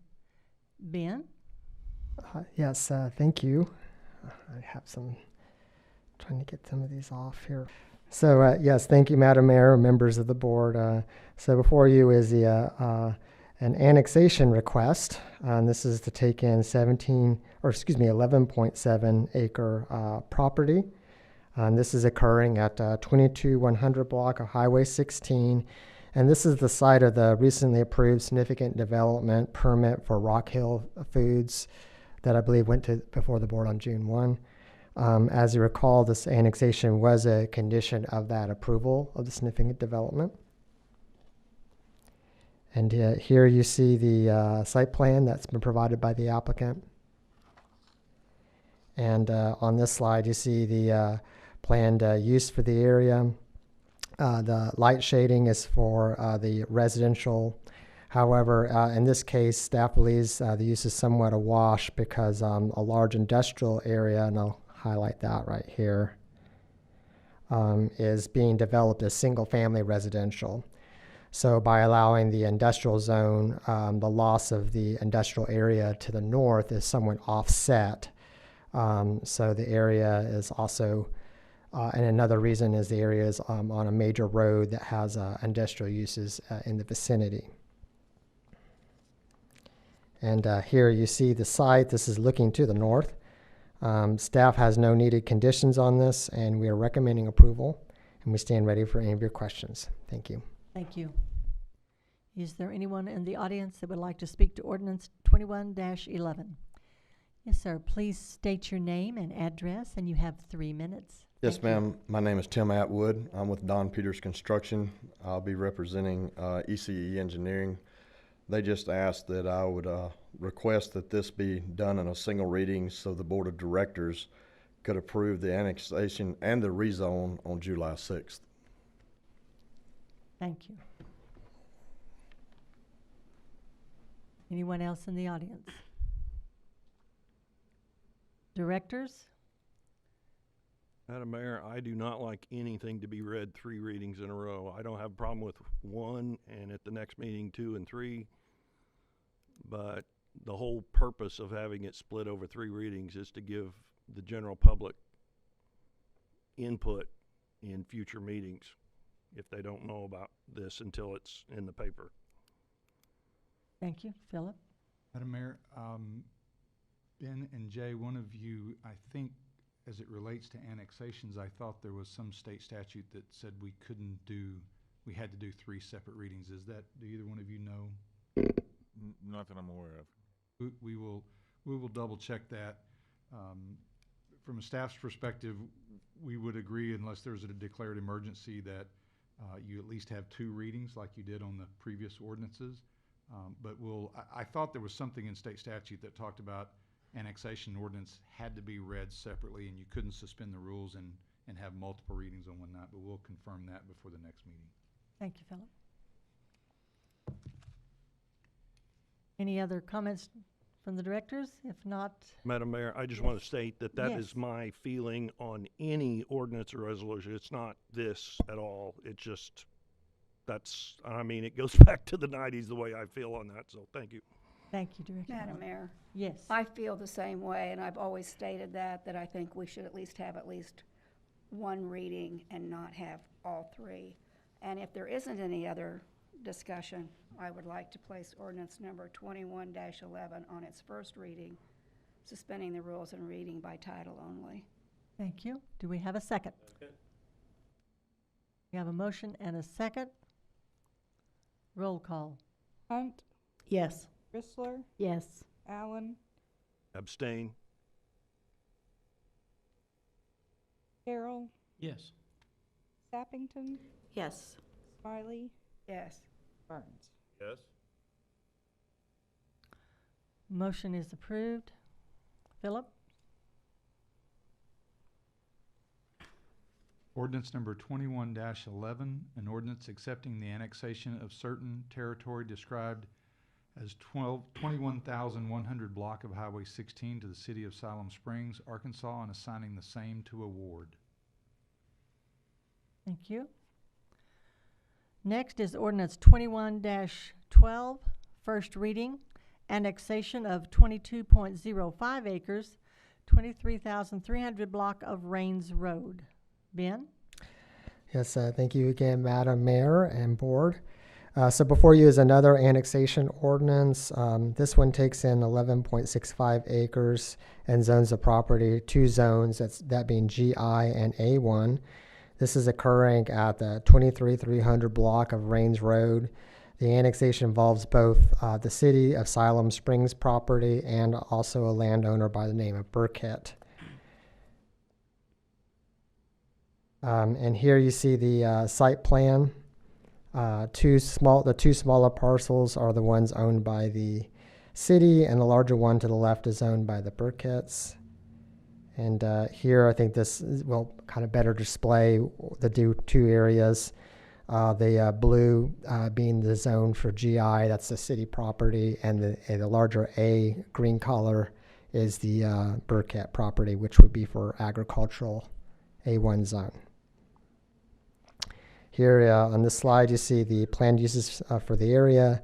The original plan being for light density residential. However, given the ownership by the city and the Burkett's use of their property, we believe the zone selected as the most appropriate to maintain the existing land uses on the properties. Staff is aware of no formal development plans on any of these parcels. And here you see the site. This is looking to the north. Staff is recommending approval with no conditions, and we stand ready for any of your questions. Thank you. Thank you. Ben, I'm sorry, just for my clarification, how many acres did you say? I believe it's 11.65. Was that inaccurate? Well, we have Oh. 22.05 on our, Okay. Yeah, I believe I'd had it wrong in my notes, so I apologize. so it is the 22.05. It's 22.05 is correct. Yeah. Thank you. Yeah. Is there anyone in the audience that would like to speak to ordinance 21-12?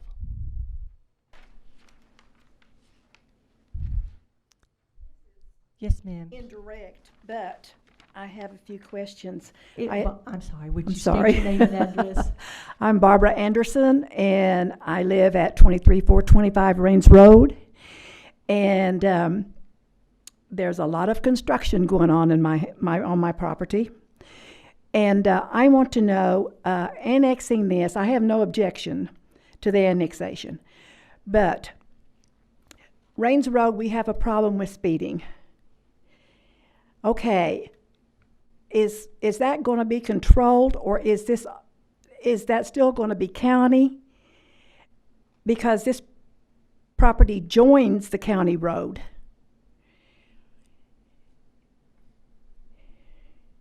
So I want to know about how it's going to benefit us on Rains Road regarding the speeding, and also in regard to Forgot my train of thought right there. I'm a senior citizen, forgive me. Police protection. Now, I know this, the walking trail, I sold property for the walking trail, and it goes right beside my property on the east side and the south side.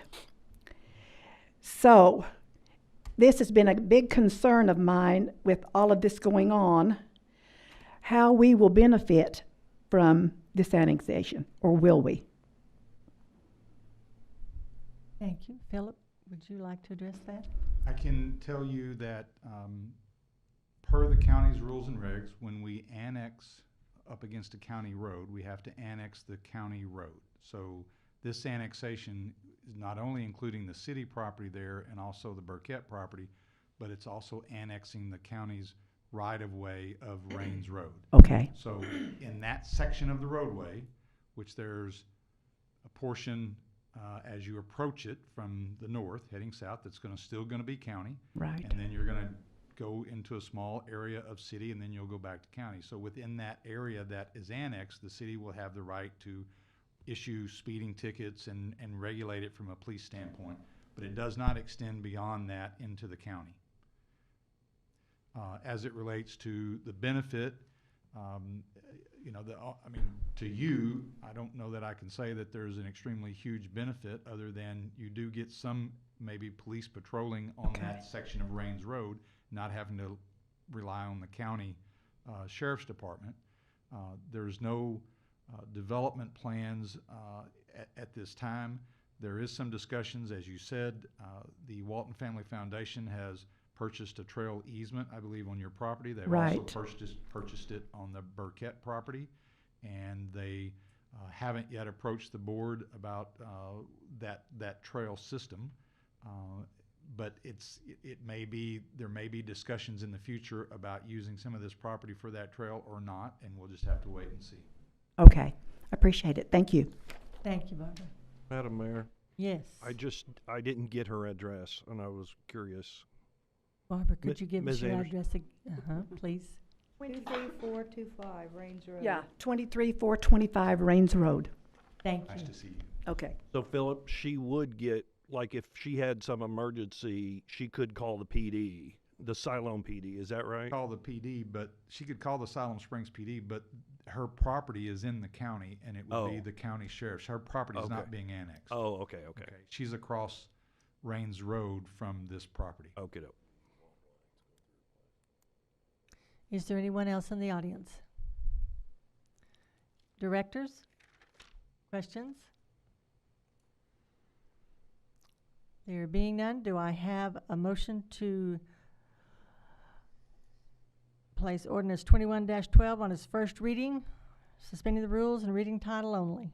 Madam Mayor, Yes. I move that we place ordinance number 21-12 on its first reading, suspending the rules and reading by title only. Thank you. Do I have a second? Second. We have a motion and a second.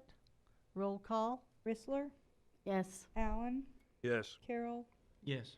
Sappington, Yes. Smiley, Yes. Burns, Yes. Hunt. Yes. Motion is approved. Philip?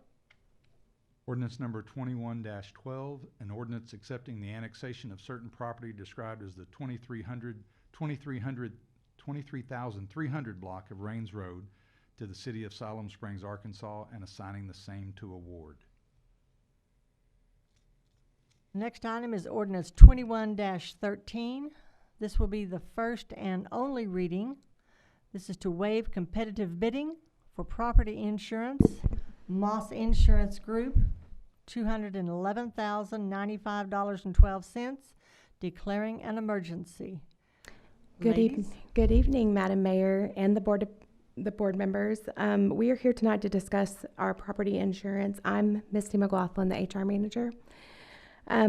Moss Insurance and AML are our choices, and both carry Alliant Insurance. Our current carrier is Moss Insurance. AML's quote is $177,267.66, and the Moss Insurance quote is $211,095.12. The significant differences between the two companies are listed in the staff report that we gave you. This was a tough decision this year. Both policies have risk, but after much thought, we have recommended going with Moss Insurance this year.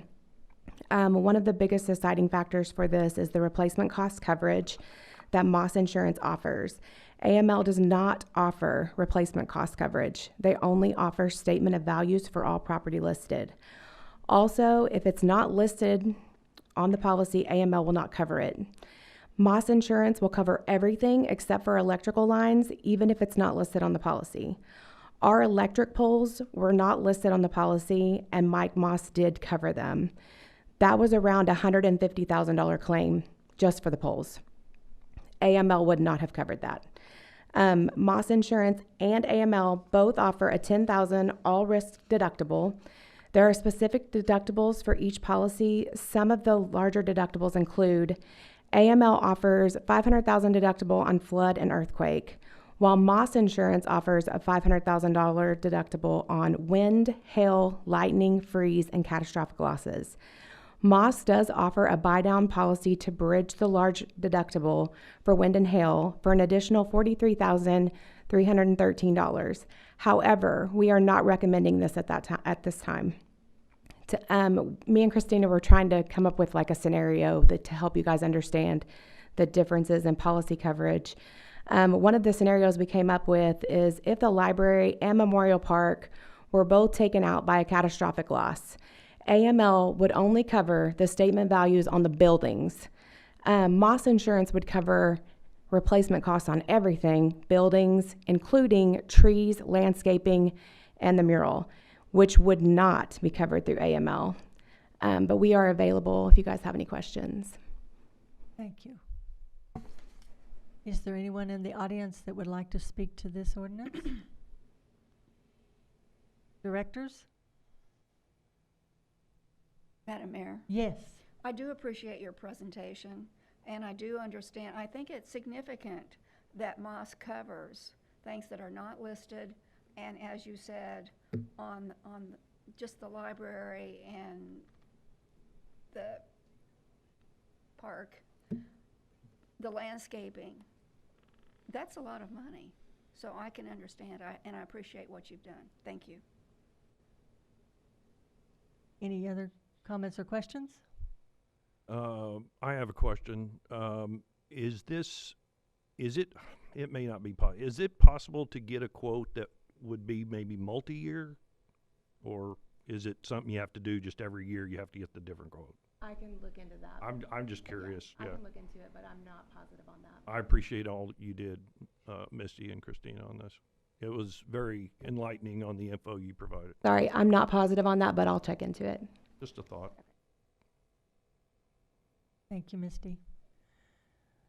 There comments or questions? If not, then do I have a motion to approve ordinance 21 I'm sorry, we're going to place it on its first reading.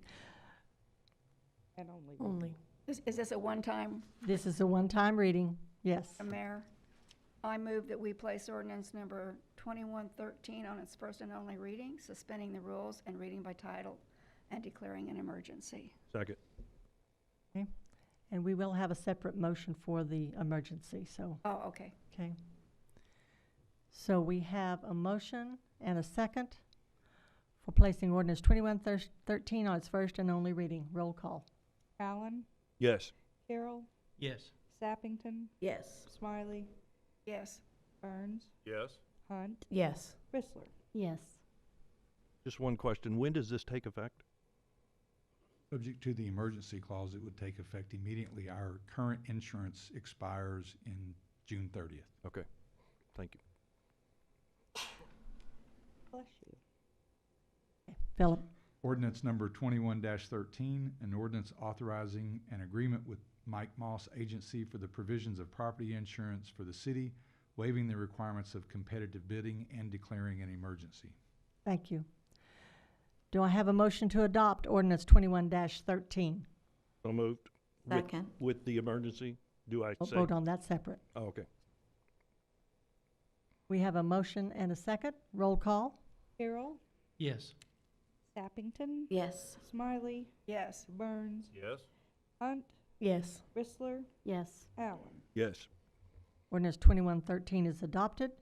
Now, do I have a motion to declare an emergency? So moved. Second? Have a motion and a second. Roll call. Sappington, Yes. Smiley, Yes. Burns, Yes. Hunt, Yes. Whistler, Yes. Allen, Yes. Carroll. Yes. Motion is approved. Next on our agenda is the staff reports. First will be our Tree City update. Don Clark. Thank you, Madam Mayor, Board. Don Clark, Community Development Director. So I'm here, I think it was a few meetings ago, it was brought up about what it would take for us to become a tree city. So I'm here to kind of bring you up to speed on what those steps are. So there are 4 standards for a city to become a tree city. The first standard is that $2 per capita is budgeted each year. That's according to our population, which according the updated census, I believe the information we'll get will be September 30th. So the last one the ones I'm quoting now is from an estimate in 2019, which puts our population at 17,101. So that would be approximately $34,202 per year. I will tell you that we far exceed that in the fact that we are able to account for anything we do as it relates to trees. So that would include the pruning that we do in the parks, also the pruning that electric does as well. Also included that would be the brush pickup that we do curbside. So a quick estimate of our numbers that we put together, I believe this is even from 2018, is that we spend about $186,000 a year in tree care. The other standard would be that we would have to establish a tree board. Staff's recommendation would be that should you desire for us to proceed with pursuing Tree City, is that we would use the Parks and Rec Advisory Committee to act as that tree board. And what they would do is accept the responsibility. And so later on, I'll explain, we also have to pass an ordinance. In that ordinance, it would establish certain things and guidelines as it relates to public trees. And so we would use the Parks Advisory Committee as a sounding board about where we want to plant trees and how we want to plant them in the upcoming budget year. So that would be their role. And then we would also have to do an Arbor Day Proclamation, which could be done at any time. Typically, it's done in the fall. So you are aware that at least twice a year we do a tree giveaway. We could use that as that Arbor Day celebration as well. And then again, I'll go back to the tree ordinance. The board would be required to pass an ordinance. And what that does is really set in stone and memorialize kind of what we do anyway.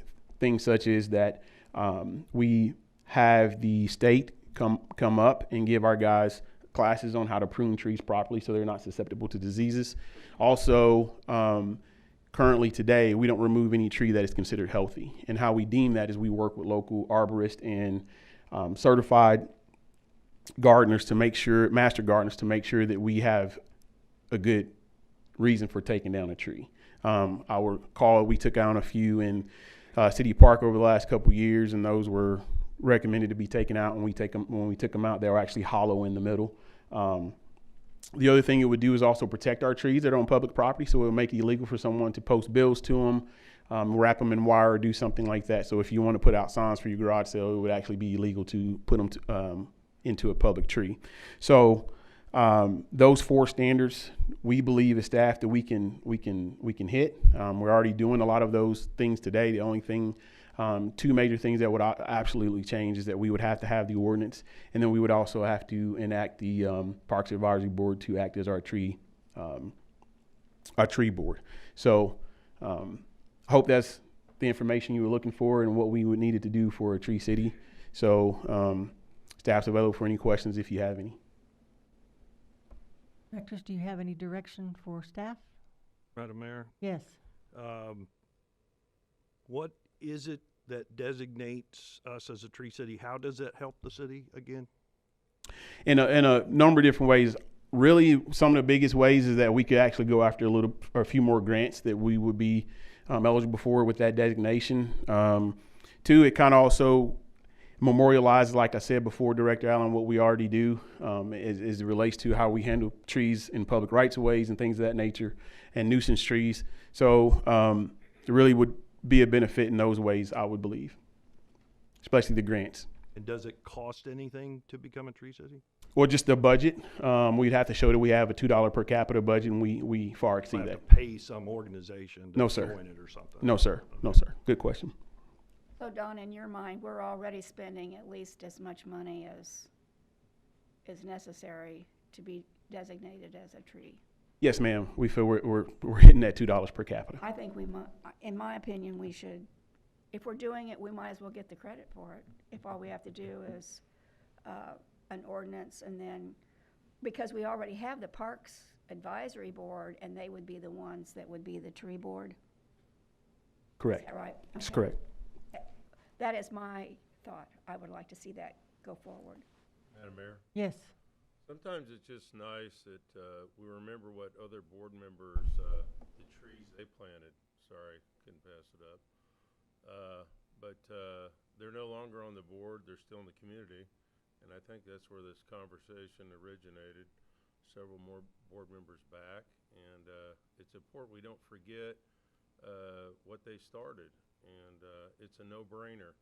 We've got historical trees in this town that we've done a poor job with in the past, and over the past couple of years, I think we've made some really great steps to include the arborist on these things, and these are all part of that aesthetics, that quality of life, and when the looky-loos come to town and we want them to spend money, they drive around and they take that all in.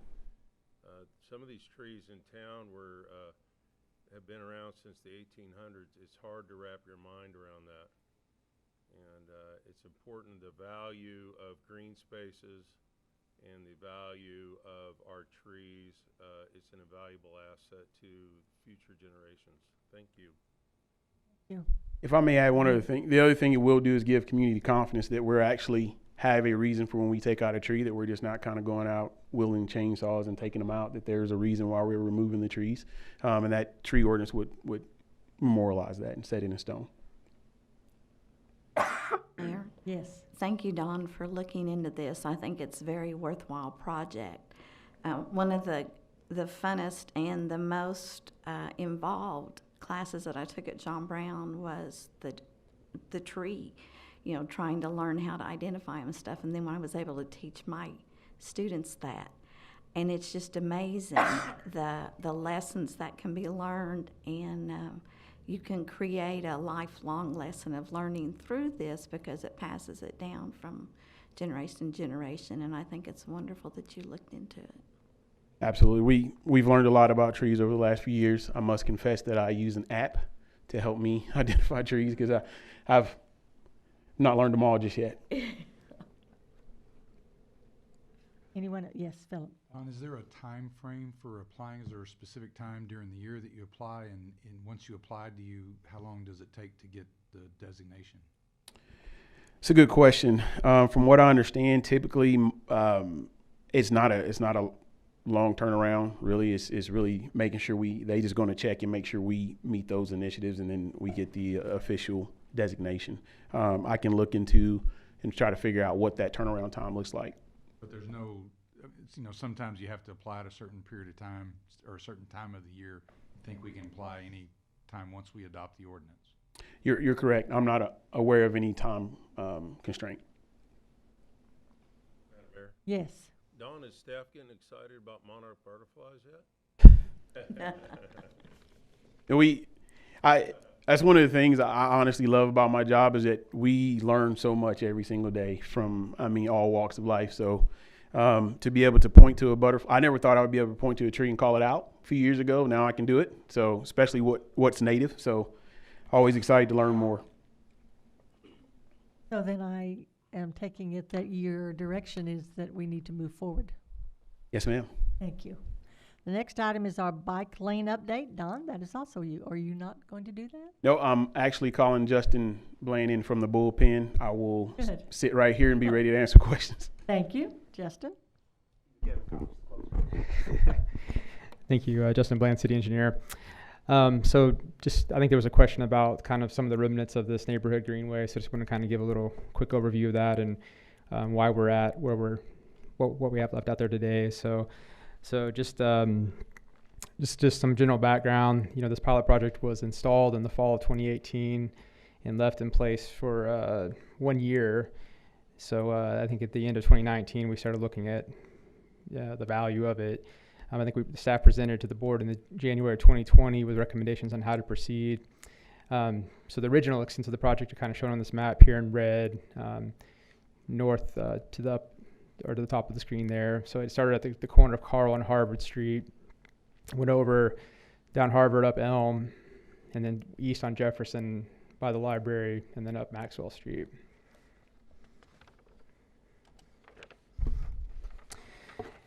In January 2020, staff recommended removing the bulk of the speed tables, the pinch points, and other project elements. However, we did recommend leaving the speed tables and flex curb at the intersection of Carl and Harvard. We also recommended leaving the bulk of the improvements on Maxwell Street. After further review of the project alignment, we also recommended to change the eventual overall route of this concept. The intent of this was to connect the end of the walking trail back to the downtown and thereby provide a loop for the walking trail. However, due to the topography on Jefferson Street, staff felt that keeping the project on Harvard, as shown in green on this map, would be more economical.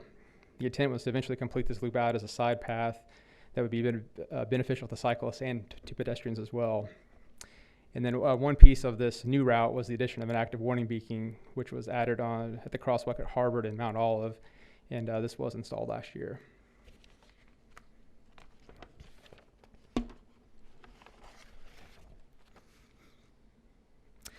So just to point out a few specifics, this is the intersection of Carl and Harvard Street. So north is, again, to the top of the screen. And, this is the point where pedestrians and cyclists leave the walking trail, which is shown up in the upper left-hand corner here. And continue east on Harvard Street. And, while we were out there working with the residents along the street, we noticed a lot of school kids leaving Southside and walking down Harvard to either get on the trail to walk home or to go to the Boys and Girls Club.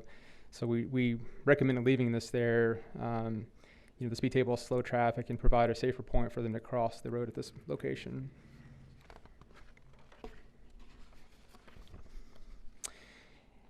On Maxwell, one of the bigger changes was to push the parking back from the edge of the creek and to make it diagonal. The intent with this is to slightly narrow the driving lane so that traffic will slow down, and particularly in this area where the ability tree is, there's just a lot of foot traffic in that area. And this slide shows this is actually the plan sheet from the construction. So north is to your right, and then I'm going to switch this around. This was actually a drone shot that was from yesterday morning showing what's there currently. So you have Main Street on your left, and then Twin Springs is going up to the top of the page. The other benefit to keeping the angle parking is shown is that it creates space in front of the parking for a future side path down Maxwell Street, as we showed previously on that new alignment. Staff is aware that Public Works will be installing a new sewer line down Maxwell in the near future, and would suggest constructing this permanent side path at that time when the road is already torn up. In addition to the angle parking, there are also pinch points at the intersection of Twin Springs and Maxwell.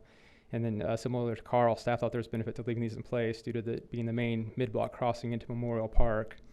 Again, cars have to slow down to maneuver through this intersection, which makes it a little safer for pedestrians. And then the last structure left on Maxwell was a speed table that was located halfway up the hill.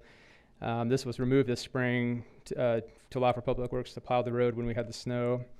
After discussion, staff thinks that leaving this off would be acceptable, as most of the speed reduction takes place at the pinch point at Twin Springs.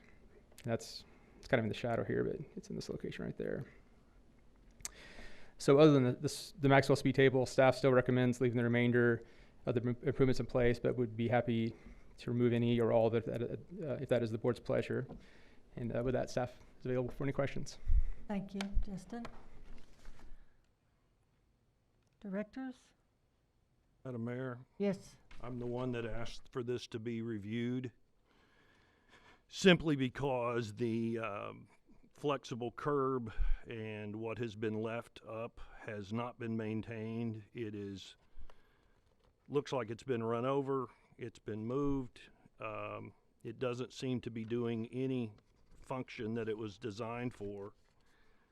And this was brought up in January of 20 to be left for 1 year and has not been addressed since then. Honestly, I drive these often and I have yet to see any bikers use it. I think the speed bumps are fine, but the flexible, whatever you call it, curb or bollard or whatever it is at Carl and Harvard, and most especially at Maxwell in Twin Springs, is just kind of a joke, actually. The one in front of the amphitheater so redirects traffic that it does nothing but confuse people, most especially anyone from out of town, as to where they're supposed to be driving. The one on the corner of the actual southeast corner of the Twin Springs and Maxwell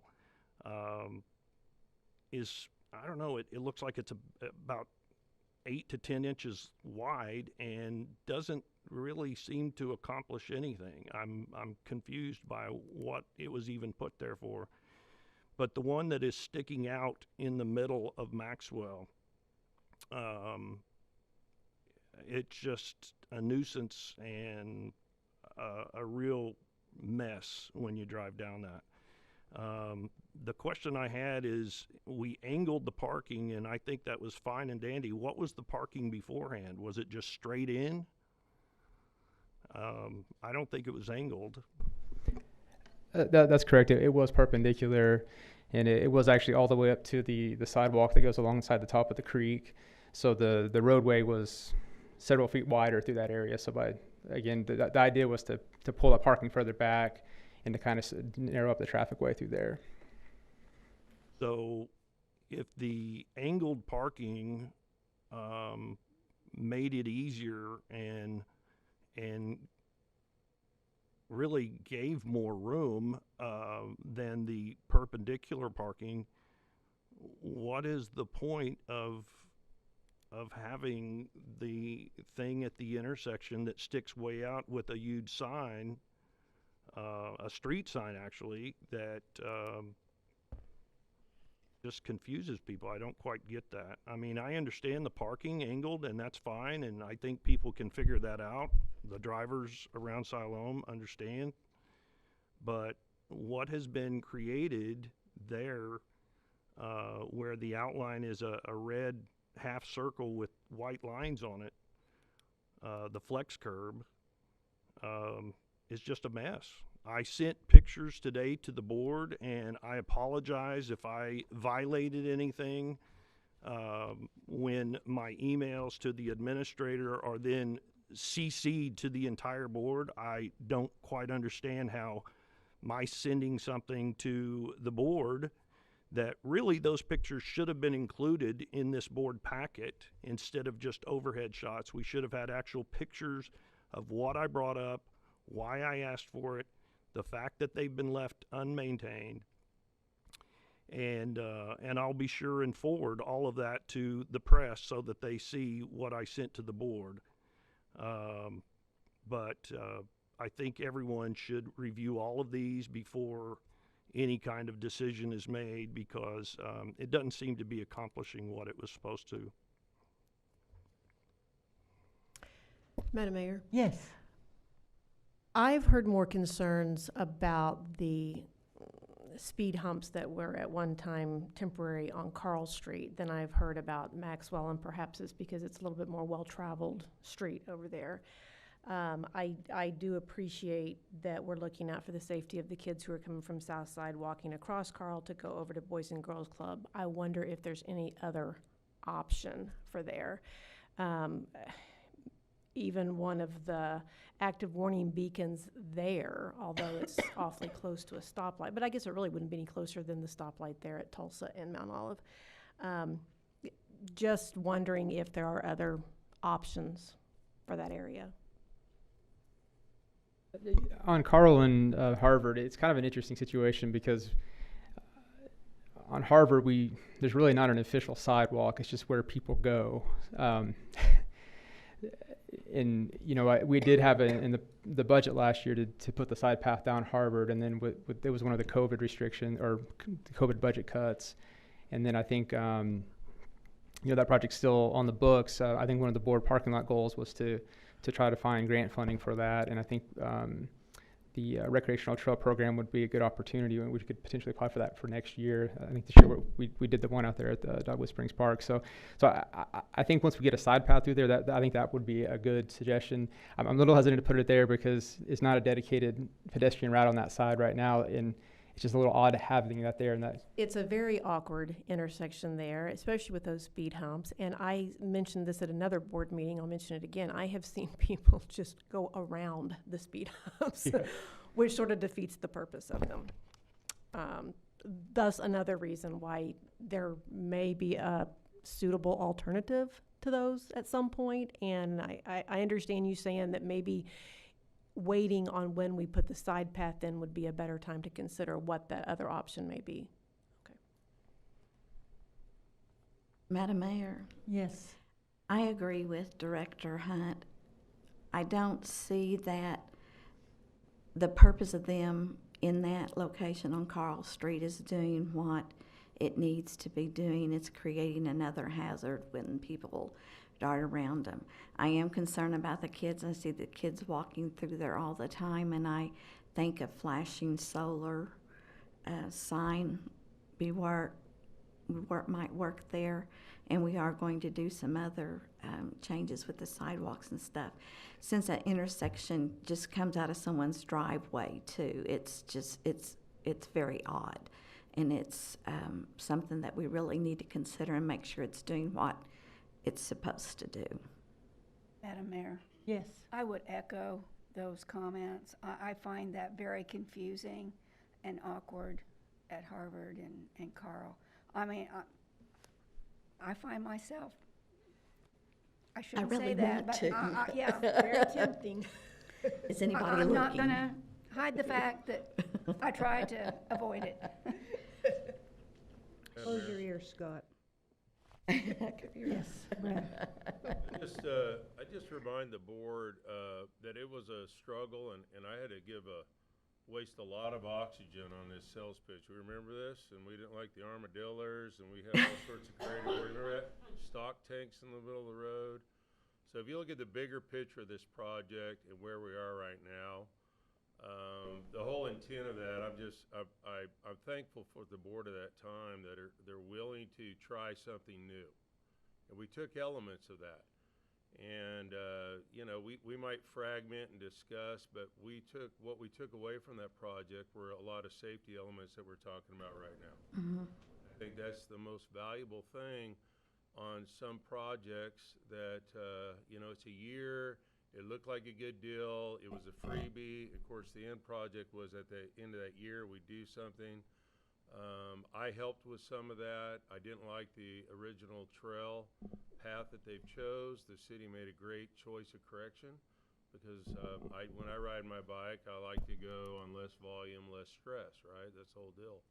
But nationwide, cities of our caliber and size are dealing with the same thing, which is alternative modes of transportation.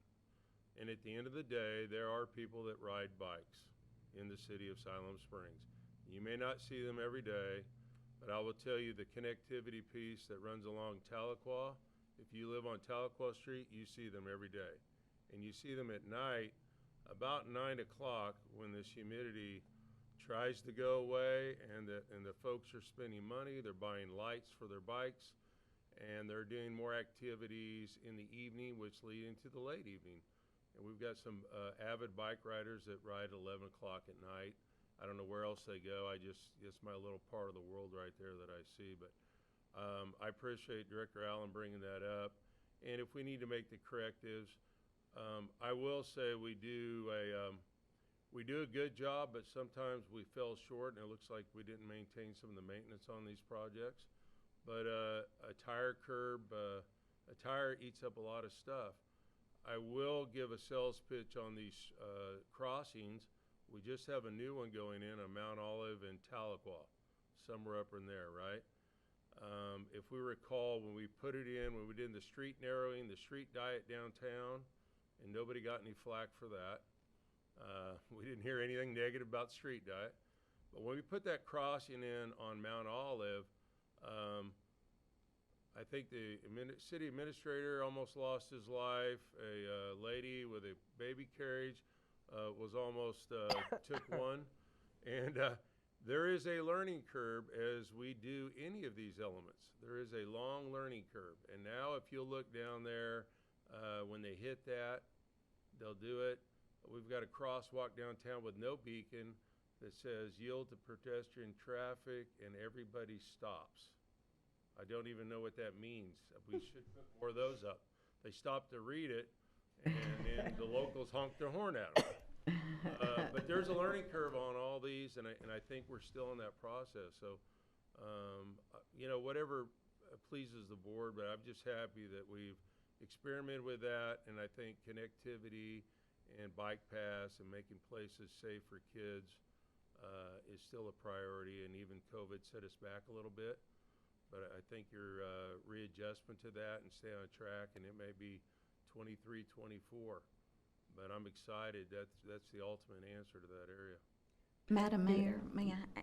Yeah. This is nothing related to the bike or anything, but on Maxwell at the top of the hill and the bottom, could we not, during the times that we have concerts and stuff, that we put like a swing gate, a heavy, you know, metal arm swing gate? To block the traffic because people are walking from the parking lots and stuff across by the amphitheater. If I may, one of the things we talked about as it relates to that issue, the parking lot there at the First Methodist Church, the city has an easement on that for public parking. So that's the closest parking for people who want to do that. What we are going to do is put up a gate on, or more of a blockade, I think, on the westbound lanes on West Twin Springs to stop people from going west in front of the Methodist Church and then going the wrong way into the Methodist Church parking lot. So we still want people to come down there, but we'll put up a barricade at the entrance to the Methodist Church parking lot and make them turn there because they can't go through the intersection of Maxwell and West Twin Springs. So let us try that and see how well that works. I noticed at the first concert this year, a lot of people were coming all the way down West Twin Springs and then unable to turn around, and the only out was to go in the wrong way in the parking lot, and then they were backing up and creating all sorts of problems. If there's no objections, what I would propose we do is to remove all of the elements. I only have one concern, and my concern is on Maxwell at the south and north ends of the angled parking. There was at one time, and Don, I think it's still there, some of that rollover curb or something there at the intersection of Maxwell and Main Street. And the idea there is because of that angled parking, if I'm turning from Main Street heading east and I turn south onto Maxwell and I cut it really sharp, I'm going to be right at the rear end of one of those cars if it's parked in that first parking space. So what I would ask, if there's no objection, is that we remove those items, but we may need to stripe off some areas of the street to sort of show that that's not a drive lane, that I have to swing out a little bit further, and then at the same end on the north side, stripe some area there because there's nothing preventing a car hitting a car parked in the southernmost parking space there. And again, that's part of why that curb is there, but I think if we can stripe some area off to sort of say, hey, this is an area we shouldn't be driving, we can make that work. So if there's no objections, staff's more than willing to do that. And then as we do some of these other projects, the side path on Harvard, we can look at the pedestrian crosswalk. And then if and when we do some sewer work on the sewer main line there on Maxwell, we may do some additional improvements as it relates to that are a little bit more permanent if there's Mr. Allen, you were the one that brought this up. If you're okay with that and there's no objections from the board, we can do that over the next month. Did you mention the street sign in the middle of Maxwell? Street sign in the There is middle of literally a street sign in the middle in front of the old church. If it's in that area where It's where the flexible curb is. chances are we would take that out, but I want to look at it. I don't. We have the flexible curb at Carl and Harvard. Yes. But this has flexible curb, and literally 2/3 of the way across the street is a street sign in the middle, and people that are out of town are like, what is going on? What I'm asking is that you give us a little bit of latitude to look at Maxwell, especially at the north and south end of the parking, to make sure that we've got something there to delineate that there are vehicles parked there. And if there's a street sign there, I'm likely we would move that too, but I don't want to, more than likely, yes. If I may, you're absolutely right. There is a street sign. We were looking for something vertical to cause people's attention to that, when a car's not parked there is an actual parking spot there, and to denote the flex curb, because in this area that I'm circling here and put an X through, that's where it is. Once we remove those, that flex curb from the area, we would probably lose that parking, and we would have to move this all the way back to the curb to be able to allow for that to happen. That flex curb really kept people from venturing over into that parking area. And if I may, with your question, both your concerns on Carl and Maxwell, in January of 2020, when we presented, Director Sabaton, you brought that up about a active warning beacon, and so that was in our notes and in our mind. We were hesitant to put it there until we had a permanent solution, because actually it would just lead people to nowhere. One of the also options in that area, because we were aware too, it was brought up at that time about people dodging the speed humps, was to do a potential speed table so you couldn't dodge it, and it actually would raise the vehicle up, not as egregious as we did earlier in front of the library, but something similar to allow them to slow down in that area. So all those were in mind. And like Justin said, we were kind of balancing the idea of, do we spend money on something we think we're going to take out when we go permanent, especially in the area on Maxwell Street, because understanding that at the time in 2020, we knew that the Carl Street improvements were on the budget, and our thoughts were to have all that done at the same time. So we didn't go ahead of Public Works, and what we do, they would have to take out and then place back when they replaced the sewer at the time. So I just wanted to give you a little bit of clarity on what our thought process was at that point in time. But absolutely, what Philip is suggesting, we'll be willing to do. Thank you, Don. So, Philip, your suggestion is then that all of the mentioned traffic elements, thank you, be removed at this time, and you'll also be looking at the stop sign in the middle of. I think it's a street sign, not a stop sign. Yeah, but street sign. We'll take all the elements out.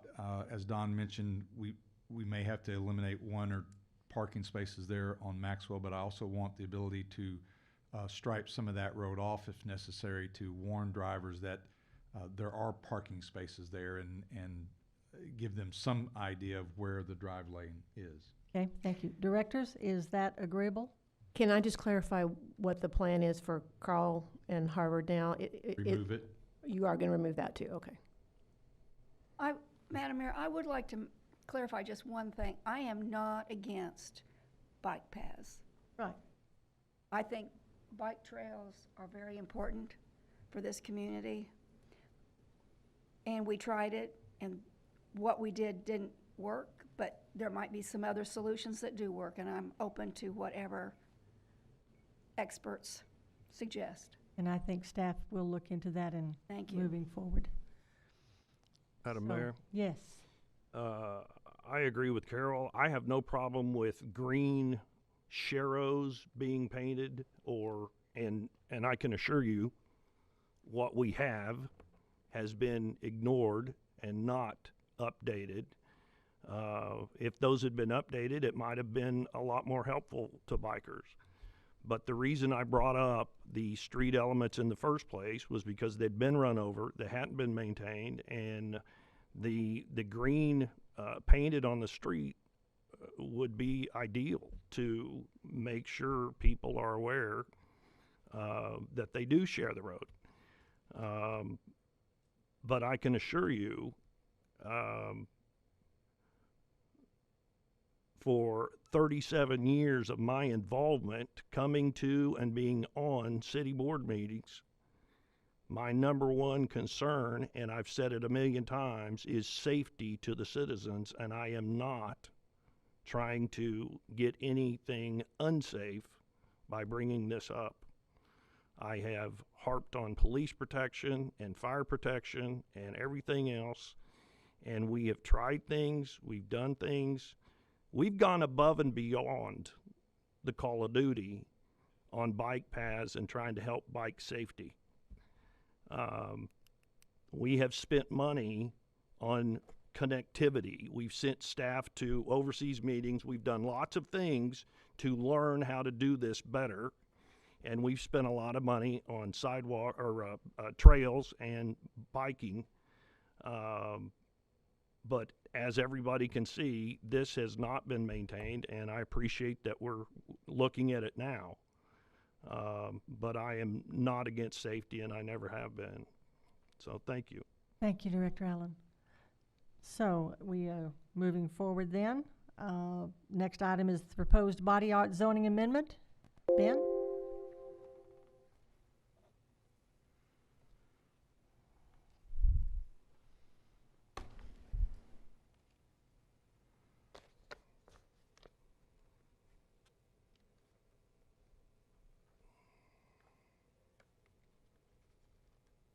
All right. Get to the right slide here. Okay. So I want to probably, okay, there we are. So yes,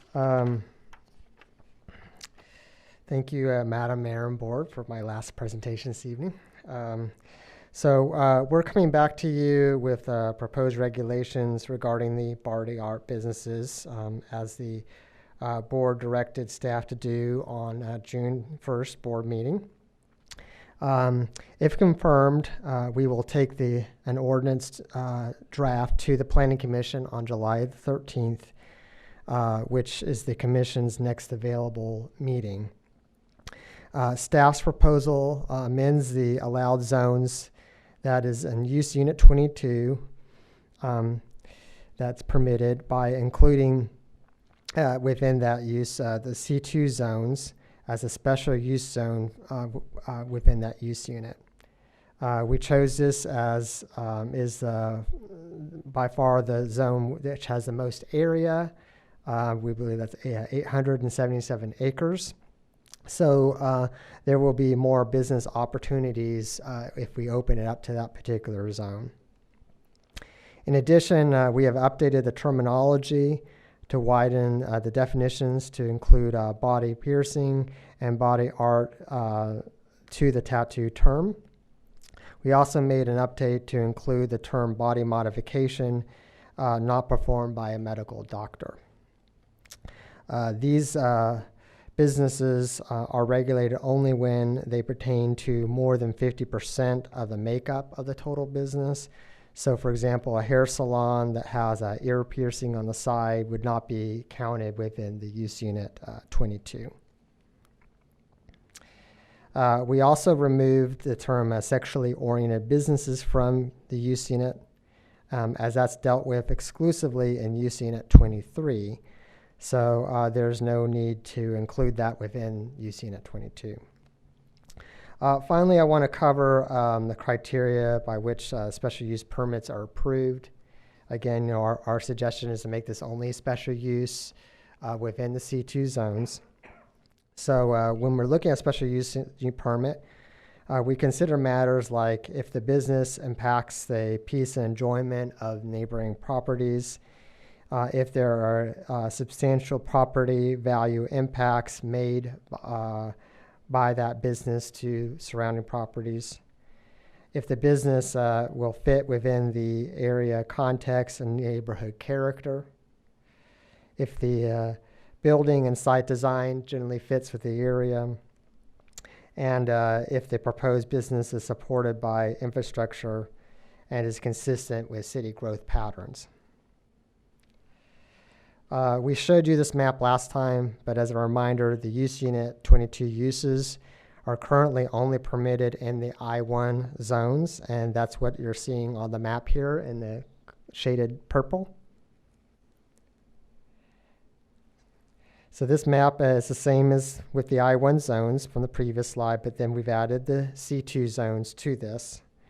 So this illustrates where the body art businesses could be allowed if permitted as a special use in the C2 zones. And these would be areas along major thoroughfares and commercial shopping districts within our community. Here is if we added the C1 zone. This is shown in the yellow color, the brighter yellow shading, which is the primary zone that's in our downtown. And then lastly, here is the map that just shows the C1A zones. That's in the orange color, essentially kind of filling in some of the other commercial districts. So with that, staff is recommending approval to take the redacted ordinances as presented to you in your packet to the Planning Commission so we can present that to them, and we're staying ready for any of your questions. Thank you. Thank you, Ben. Madam Mayor? Yes. Ben, I've got a question on the way you've modified the definition of adult business unit 22. Businesses providing more than 50% of the business's total sales of goods or services to members of the public whose age is restricted by federal, state, or city law. Are tattoos restricted? They are? I'm sorry. Ben, do you know what is it? I don't have that information. Okay. I'm sorry. I didn't know there was an age restriction on tattoos, but what other businesses would be included regarding that definition? Do you have anything in mind besides? That would be because you've taken out the alcohol, right? That's totally separate. and we're taking out the sexually oriented. So it would be perhaps maybe like a smoking establishment or something that sold tobacco products. Would be the only thing that could come to mind. But it's hard to find businesses that would fit within that 22 category once you remove the alcohol and the SOBs. Well, and the 50% regarding adult was what, I think it does very well limit it. Well, I didn't see on the maps we got the shading. You have listed the zoning districts, but I didn't see I-2 light industrial. Does that add any space on, is there much I-2? There is not. Put me on the spot here. It would be similar to how C1A accents to C2s. I would say I2 would accent onto I1. They would be similar areas just kind of filling in where you have the main industrial districts. Okay. Yeah. I'm concerned with the comment that we are wanting to do C2 roadway commercial to expand it to be almost anywhere. And I thought I'm not sure about special use. I think that is ideal for many things, but even in your report, it says that you basically can determine from case to case, and so in 20 years, what's going to be a different case of special use permit? I wish we could actually put it in a zoning district just to make it, but I'm just rambling here. Sorry, I'm just telling you what I was. Madam Mayor? Yes. I have a question of clarification. So with your proposal, a person who wanted to start a body art establishment could do so in the industrial zone without having to have the special use. That's because correct. that's how it is currently. That is, but yeah. if they go into C2, they would need the special use permit. Yes. Okay. Yes. Well, Ben, I guess I hope I say this properly, but I'm curious, how do we know salons only pierce ears? What gave staff that idea? That salons only do ear piercings. They do body piercing. How do we know it's only ears? We're just guessing, right? I don't have that information, I know, sorry. we don't know. How do we regulate that? That's a great question. And I received 2 emails, and it's the same fear that we had when we went wet. It's the same fear we had when we did the zoning for cannabis dispensaries and grow operations. It's the same fear we had when we talked about entertainment districts. There'll be drunks.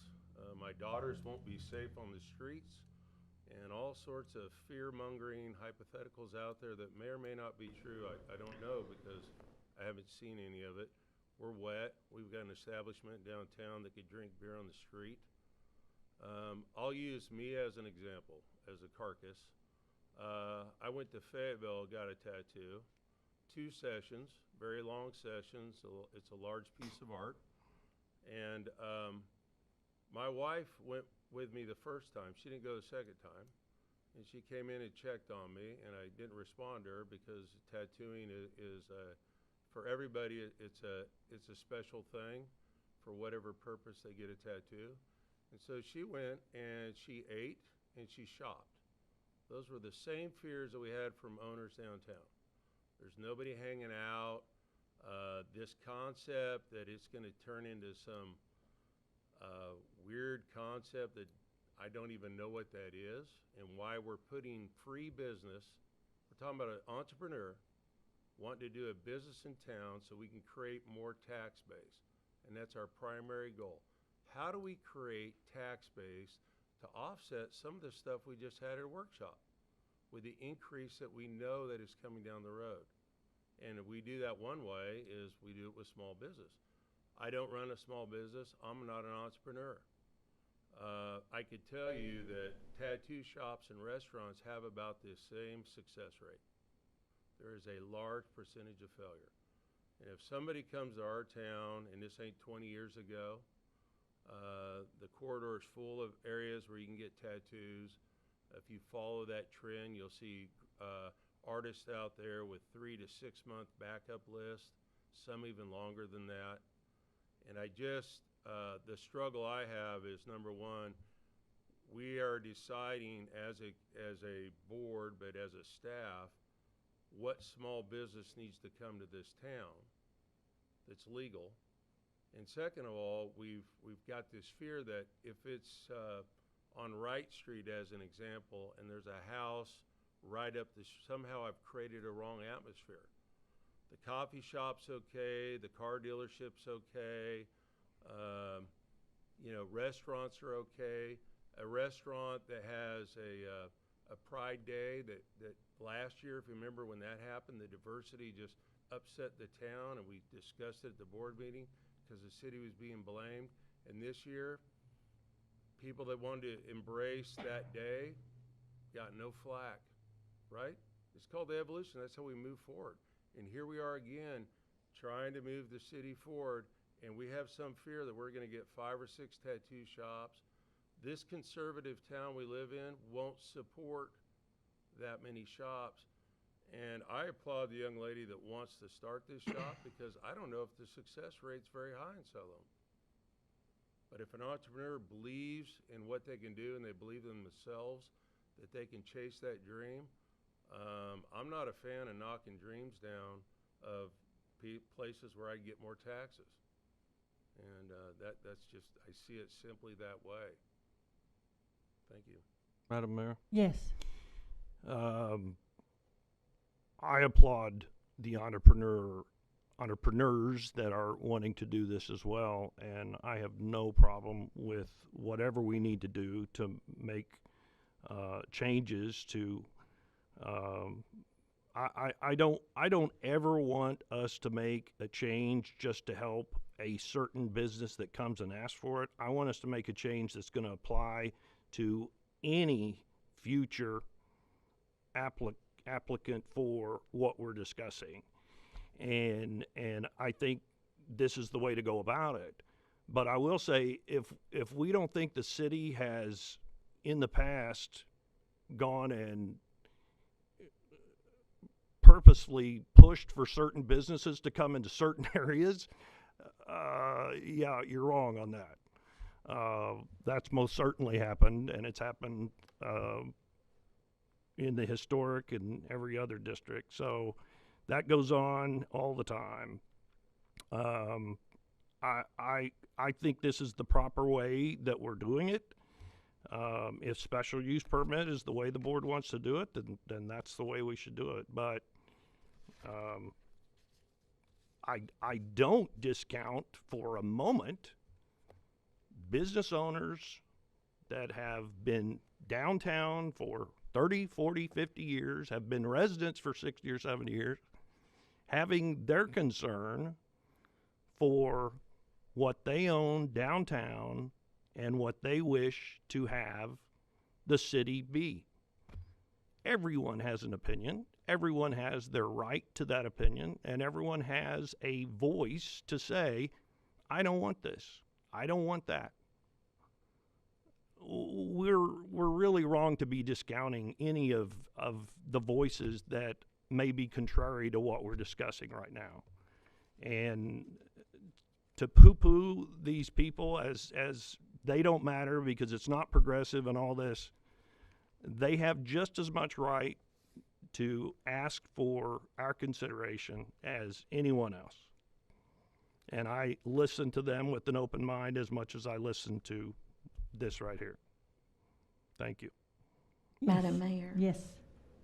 Go ahead, Lisa. Lisa. Ben, just for clarification, so we have had some emails and I've had people contact me and stuff. Can you explain the process of the special use and how, what the person has to do if they want to open this business, and just so they know what's entailed into that, and so. Yeah, it's a planning permit. So you would apply at the beginning of the month. There's a technical review. Then they do legal notification, requires sending letters out to the neighborhood and putting an ad in the newspaper. And then it'll go to the planning commission. That takes about 5 weeks after you apply.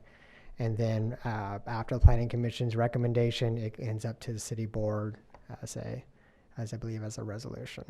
Okay, and so for clarification for those businesses, the planning commission is not making that decision. It'll ultimately go back to the board for decision. Yes, they make a recommendation to the city board. Okay, and so citizens, I know the process because I've had to do it, but there's a lot of people that don't understand what the process is and what that means to have a special use. Mm-hmm. So when it's presented to the planning commission, they have every right to come to the planning commission and speak their opinion. Correct. Ben. I think Marla was next, okay. and then Carol, you'll be. Thank you, Ben. I was the one that brought this forward because there was a property owner that wanted to address the issue of it, and I appreciate y'all looking into it. And I know it's opened up a can of worms, but that's how we grow. Mm-hmm. And I see the concerns of the downtown citizens, but we have protected it so much that it has died. And we need to revamp it. We need to get more business down there, and we need to do what we can. And it's basically the only C1 is just right in the downtown area. And I just want to express to the people that reached out that this is not affecting the downtown. This is nothing to do with C1, it's C2. And all of downtown is C1. And I just want them to know that. But we are opening up a lot of other areas for this.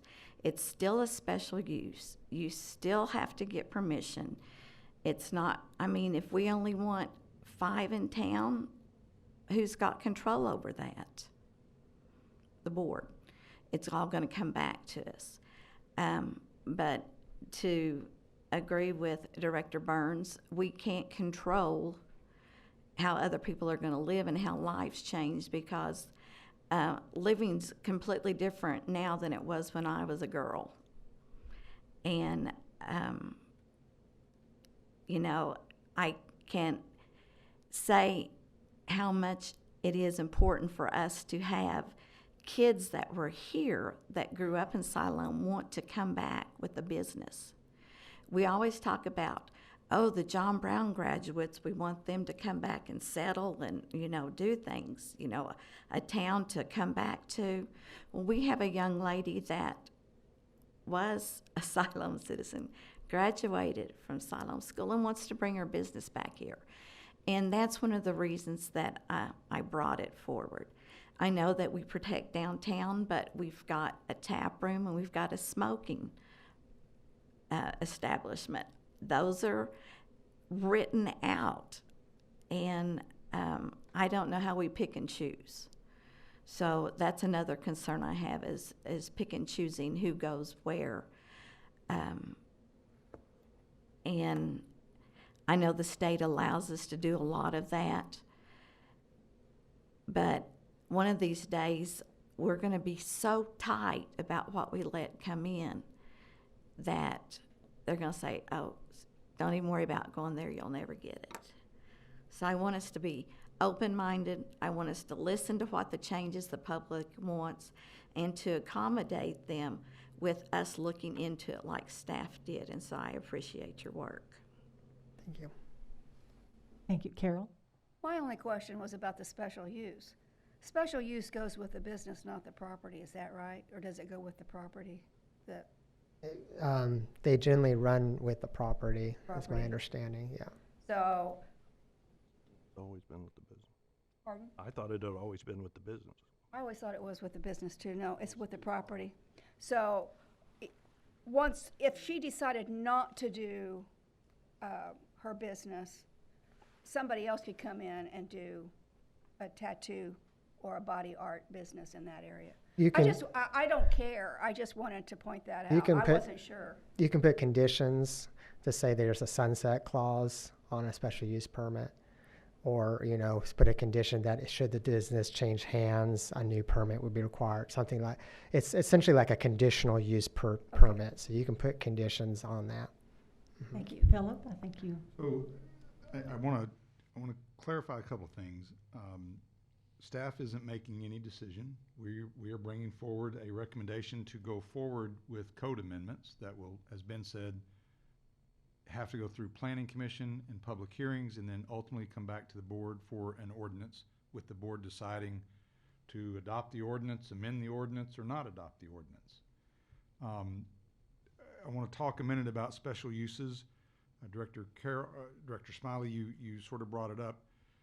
You can make the special use contingent upon being at that location with that business. As Ben said, you can add conditions to it. Special uses are uses that are allowed within a zoning district, but they might not be appropriate at every location, and that's what makes them special. So, as Ben stated in his memo, there are certain criteria that you use to look at and decide whether or not you approve or deny or provide conditions to a special use. So, no substantial damage to property values, peace and enjoyment of neighboring properties, compatible with the context of its location and the character of the existing neighborhood, building and site design which may burden neighboring properties, and provisions of adequate infrastructure. You're not able to say, we have a certain number of these businesses, therefore we don't want another one. That's not one of the criteria. You have to look at the specific business that's being proposed as it relates to those specific criterias. The idea is, again, to propose some amendments, let it go through the public hearing process at the Planning Commission, and ultimately come back to the board. I would say that, at least from one of the things that brought up, and I think Director Allen, you brought it up, was about light industrial, I-2. We probably need to go back to the drawing board and consider, if we're going to allow it to be permitted in the industrial park, should we allow it as a special use or a permitted use in the light industrial also? If we're going to do it in C2, maybe we ought to do it in I1. I think that's, or I2. I think that's something that came out of here. And then, you know, there may be a few other tweaks, but this is the beginning of discussion. As Director Sappington said, I think you said can of worms. I wouldn't call it that. It's a tough, I mean, it's a decision. As you've all said, we're growing, and we've got to find the right way to address some of these issues that in the past maybe have said we want to put it over here and not deal with it. We dealt with medical marijuana in what I thought was in a very appropriate way to deal with it. Some of you might not agree with that, and I think ultimately you as a board will deal with this issue in an appropriate manner of what's in the best interest of the city, in your opinion. And it does allow for opportunities. If you make it a special use, as Director Ressler said, it does allow for both those who are opposed and those who are for to come forward and present their concerns through that public process. And that's where we found ourselves with trying to find the balance of proposing future code amendments and bringing it back here for the discussion that you're having. Madam Mayor, Yes. I have another question of clarification. As I stated before, and as Philip just stated as well, I am all for new business owners coming to town, and I appreciate the information you very articulately provided to us at our last meeting. And I'm speaking to the potential business owner here. But I also do think that we need to make decisions that are based on what we feel like is best for the whole community. But the clarification I need here is the memos that I think many of us received from a couple different downtown business owners indicated they knew the location that was being considered. And I think Director Burns mentioned something about Wright Street. And I think that's the location being considered. But that is C1A, so I'm confused when Director Sappington mentions that we're just discussing C2, but we were talking about one particular business owner. So I'm a little, and I don't know if it's appropriate for Director Sappington to respond, but I'm just a little confused. Well, I had the same question in that all of downtown is C1, right? And yet we have a recommendation to move this to special use in C2, but downtown is not C2. Right. So if the first one, if the first business that's going to be actually taking advantage of this is wanting to be in the downtown area, we're not addressing that problem if we're going to keep it on C2. And I'm very comfortable with the C2, but that's not the area my understanding of the other people's understanding is where it is, if that makes sense. Philip, do you? Yeah. The reason I said C2 is that's what, I mean, we're doing baby steps. Okay. We're doing a little bit at a time. And yes, all downtown is C1, and this location is on Wright Street. But again, we're not spot zoning. We're not changing zoning of downtown. We're looking at code amendment. And the code changes, opens up 800 and some more acres of possibility, which is tremendous compared to the purple we had when we started. So it's baby steps. We're doing a little bit at a time. And that's why I said if you're a downtown business owner, you don't have to worry because you're C1. This is talking about special use in C2. And that's the first step that we're going to, and I appreciate staff. I mean, this is hard work, coming up with all the different zoning areas, and so I really appreciate it. But it's baby steps, and we are progressing. Madam Mayor, I believe I'm the one that brought that up, and I'm well aware of what that is, and I think staff should do hard work, because that's what the community is asking for us to have staff do. And if they don't like hard work, then they wouldn't be up here tonight. Ben wouldn't be doing the Ben show. He'd go to another town that paid better, and he'd leave us, but he's not. And it is my job as a board member to support the entrepreneur, because per square foot they pay higher taxes and in large other large spaces. We all know those numbers. We've had great workshops. And I'm a massive believer in freedom. And I don't have to, I don't do weird things on the highway and have stuff hanging off my truck, but this is our platform. And so staff can disagree with Brad Burns, and I know they do, and I know the city administrator and I don't always seem eye to eye. We should never, nor should we as a board collectively. But I would challenge us to dig deeper than this, and I think the ambiance of a setting for small business is vital to their success. The ambiance of that business is vital to their success. Real estate, where it's located is the value. And I think that's what small business looks for in the downtown area. We have these unique buildings. We've asked for form-based codes. I've asked for a lot of stuff. I'm just a 8th grade education retired fireman. I don't know much, but I do know that we need to stand up for small business. But at the end of the day, if it's just C2 and it goes through the process, it doesn't hurt to ask. We asked for bike lane projects. We've removed 98% of it, right? But we learned some lessons about that. And so, that percentage that we learned is valuable. So I don't know where this process goes, but I don't mind asking. I'm familiar with rejection. I'm okay with it. I'll leave it at the board. We'll see what shakes out. Thank you. Thank you. So I believe that the direction is at this time that we are going to turn this back to staff.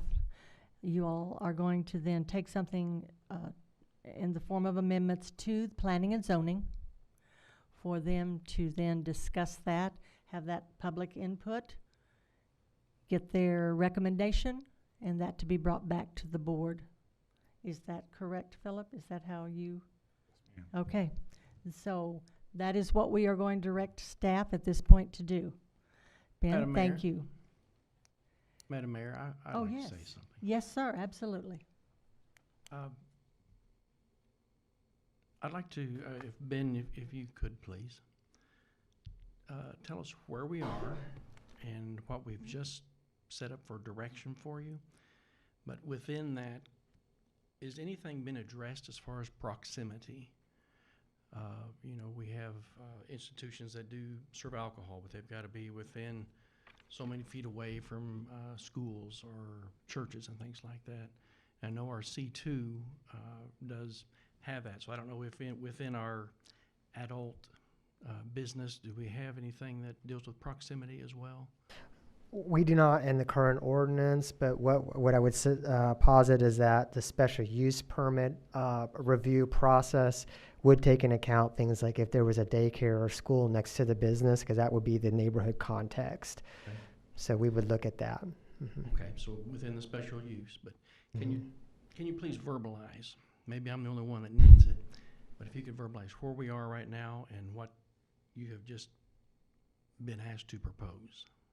Well, just to summarize what we're doing is we are amending the code and use unit 22 to primarily allow these uses to not only be in industrial I-1, but as a special use in the C2 zone. We are also expanding the definition of the tattoo business to include the body piercing, body art modifications, et cetera, And then we've also cleaned up some of that to remove the sexually oriented businesses out of use unit 22. So that's essentially what we're doing. So Cleaned it up a little bit, and we're looking to go from just the industrial to also the commercial too. as a special use permit only, yeah. Thank you. Thank you. Thank you, Ben. The next item is our administrator's report. Thank you, Madam Mayor and Board. I have a number of updates. In the expenditure department, we had a $48,500 expenditure in the electric department for a tree trimming contractor to continue to clear the trees away from our major overhead power lines. Sales tax numbers for the month of May, the city sales tax was up 31%. It's very interesting. The city sales tax in all of the cities in northwest Arkansas, at least the bigger cities, were up in the 25 to 30% range also. So I don't know, I haven't been able to see the, haven't had time yet to look at the actual codes to see which of the codes that's in. I have a feeling it's probably in the construction side and construction materials that are higher, because we all know 2x4s went from like $2.50 to $7.50 or $8. The year-to-date, we're up 13% on the city tax collections, and the county went up 34% also for the month, and year-to-date is up 19%. Regarding the comprehensive plan update process, staff will be having a meeting on June 29th at the community building from 6 to 8 p.m. We encourage everyone to come out and participate in that comprehensive plan update. As we all know, and hopefully we all know, that our comprehensive plan is our future vision for the city. So as much public input as we can get on that process, and in that planning process, it's important for everybody to give us their input and for us to help develop a plan for the next 10 to 20 years to help guide the city's decision as it relates to zoning and other issues with this. Staff will be installing banners, and I just saw a marketing video today that they have developed, and we'll be putting that out there in various formats.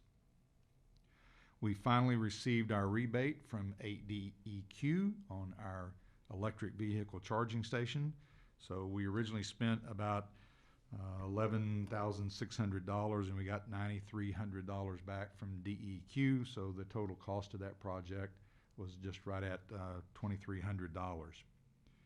Regarding short-term rentals with Airbnb and VRBO, I had numerous conversations after the last board meeting with those hosts.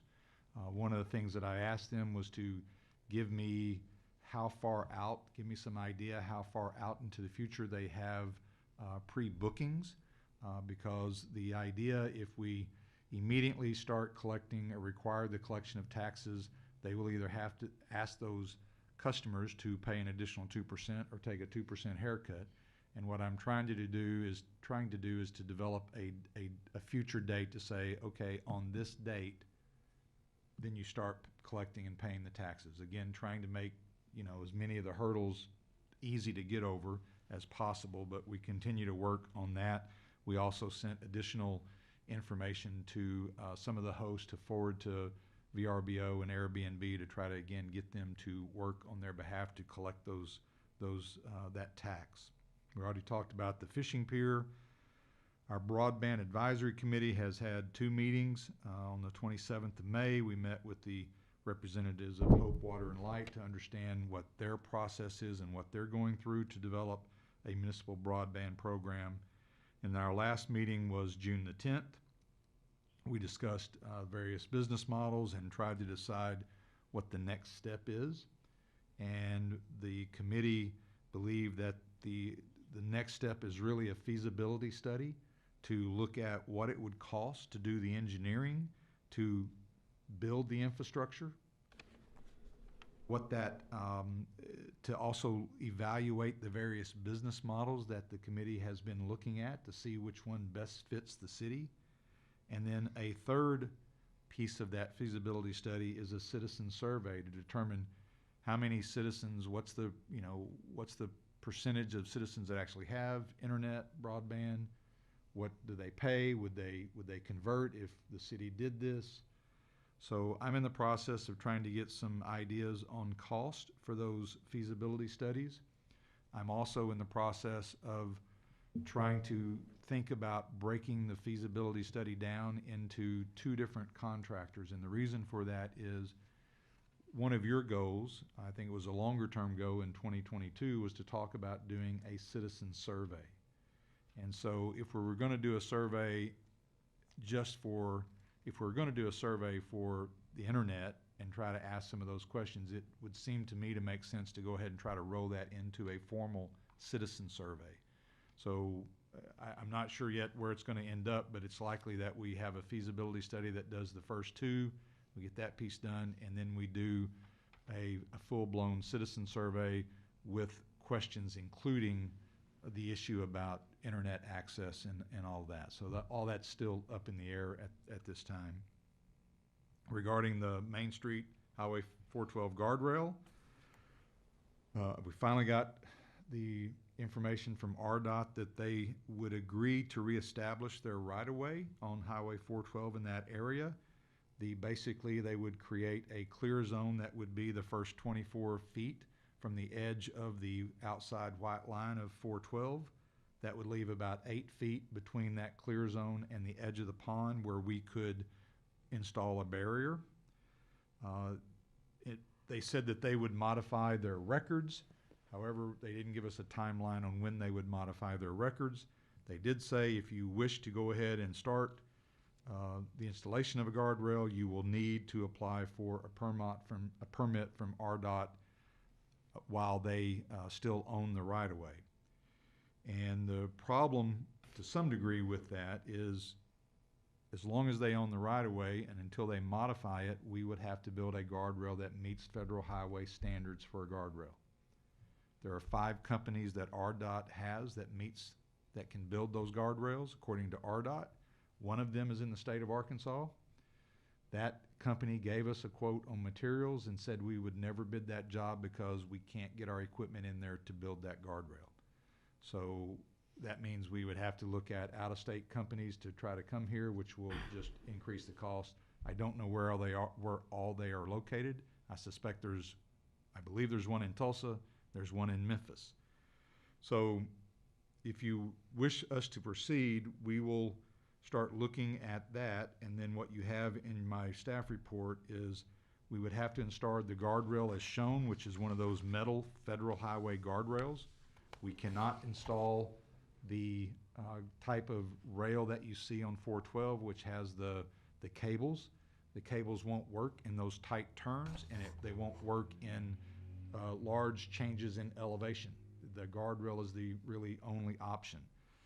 If we were to do that, it would be our recommendation that we use maybe the weathered steel look, which you have a photo in your packet, to kind of give it a little bit more aesthetic look rather than the galvanized metal from that standpoint. And then if we were to do it, we would want to install riprap, some medium-sized rocks behind the guardrail, between the guardrail and the pond, so that staff doesn't have to get in there and weed eat that area. And then also install some grasses that would grow, some decorative grasses that would grow on the outside of the guardrail to break up just the stark look of a guardrail. At this time, because of that heavy industrial look of that guardrail, it would be staff's recommendation that we only install it on the Highway 412 side of the pond. I know there was discussion about installing it all the way around. We haven't had issues, to my knowledge, with events or incidents on the back side, on the Main Street side or the Ravenwood side of that pond. It's all been on the slopes and on the 412 side. So we believe that that price to do that with the weathered steel would probably be about $20,000 or $25,000. $8,000 for material, last quote, probably at least $8,000 to $10,000 to install it, and then additional cost for the riprap and the decorative grasses. I know everyone's tired of me probably providing COVID updates, but I will continue to do so. You've got in your packet there the case numbers, active daily cases per 1,000 people in the county. Back on May 23rd for Benton County, we were at 0.85. May 31st, it dropped down to 0.5.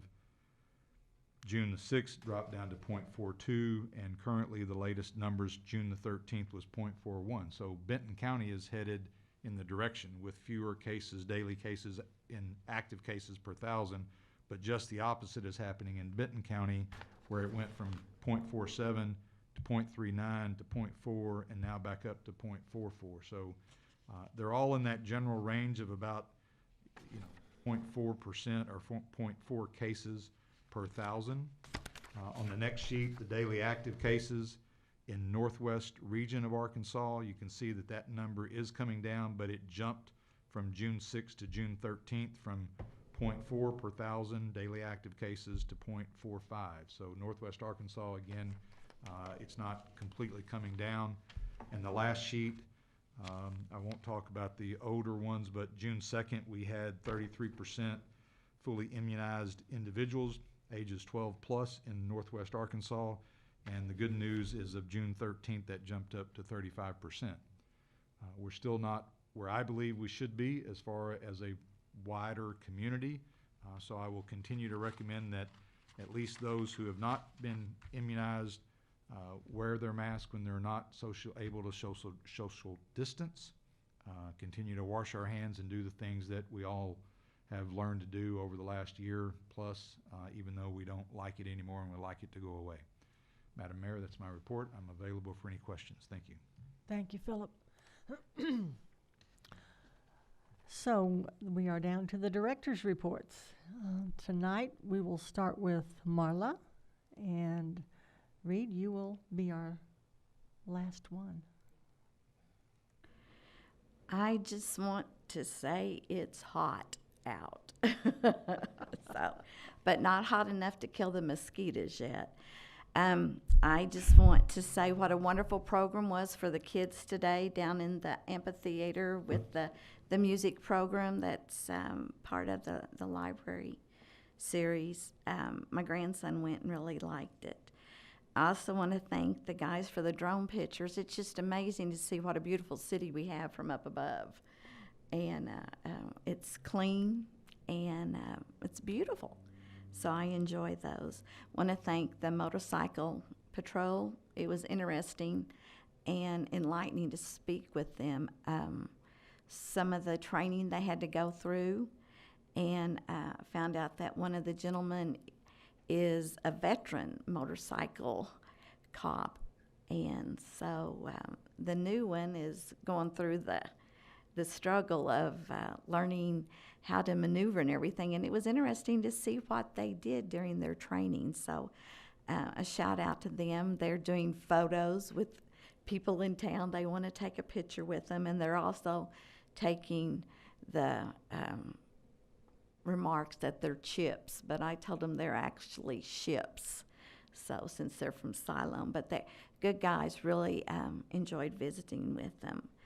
And Philip, thank you for going and checking out those docks. I think that's something that needs to be done. We need to see them in use. I just hope you didn't tell anybody you were from Siloam when you were beating on it and jumping on it. Yeah, okay. Okay. And then lastly, this is Rodeo Week. Rodeo Week was one of my favorite weeks growing up because everybody came to town. And those of you that aren't rodeo people don't know that it starts as soon as the last day of the rodeo, then they start planning for the next year. And it brings a lot of revenue to town, gasoline, out to eat, shopping, the vet visit, lots of things that are triggered. And it's hard work to get it put on. And there's people that come all the way from Texas with the stock that promote the rodeo. And they've been doing that since I was a little girl, since I was probably 7 or 8. And they still come every year, the same people. And it's not just their one-time visit to the town. It's like they've built relationships. And I encourage the public to go out and support them. On Thursday night, they have the kids 12 and under get in free with a paying adult. Admission's $10 for 13 and up, $5 for kids 7 through 12, and under 6 are free. And this is one of the longest running events. It's the 63rd year that they've had the rodeo in Siloam. And so hats off to them, and cowboy up. I'm done. And Martha, I bet you there's a lot of people to know that your family is one of the reasons we have the riding club and the rodeo here like we do. So thank you to you and your family for that. You're welcome. Cindy? Okay. Want to thank the staff for the work you did to provide an updated report on the bike lane project. couple of things. One, I appreciate that you brought it to us, to the board. I wasn't on the board when you all decided to do the project, but even not on the board, I remember thinking at the time, this looks like a great opportunity. So I'm glad that you took advantage of it. When we realized that there were some issues with it, I appreciate that the staff was willing to go back and rethink it, remove some of the obstacles at the time, and then that you're still willing to listen to some of the concerns and revise it once again. With all that said, I am very much in favor of doing what we can to keep our cyclists and pedestrians safe. I love the idea of side paths because I think they do benefit both cyclists, pedestrians, and really also vehicles too, because it keeps those driving from having to be concerned about those walking and riding bikes. I like to ride my bike, and that path along Harvard across Carl Street is one that I take quite often. So I'm really looking forward to the possibility of creating that side path along Harvard one of these days too, to connect all of it. So anyway, thank you for looking into all of that and just being open to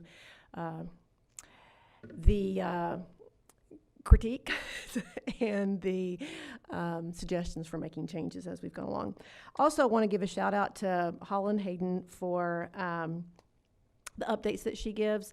Every once in a while we just get an update that provides information on what's going on in the city, and I really appreciate seeing that. The last one talked about the summer reading kickoff with over 159 kids, so that's pretty exciting that so many kids took part of that. And then, we just get an update on the events, lots planned for downtown between movies in the park and the concerts. So that's exciting to see all that going on. And also just for the social media posts that she makes that just keep us informed. I think the more we can do to keep the citizens informed about what's going on, good, bad, ugly, whatever's going on, I think is helpful. Also, a quick shout out to the electric department. My son called me at 12:30 this morning, and of course my first reaction was, oh my goodness, he's in trouble. He's supposed to be in bed asleep. What's going on? And he wanted to know if I knew why the electricity was out. And within 2 or 3 hours, the electricity was back on again. So that was middle of the night work, and I appreciate their work on that. David? Thank you, Madam Mayor. I want to thank Philip and congratulating him on getting the full amount on the EV vehicle charging station. That's amazing. And I know you predicted that we might, but it's a plus to actually see that it came through and only cost us $2,000 out of taxpayer money.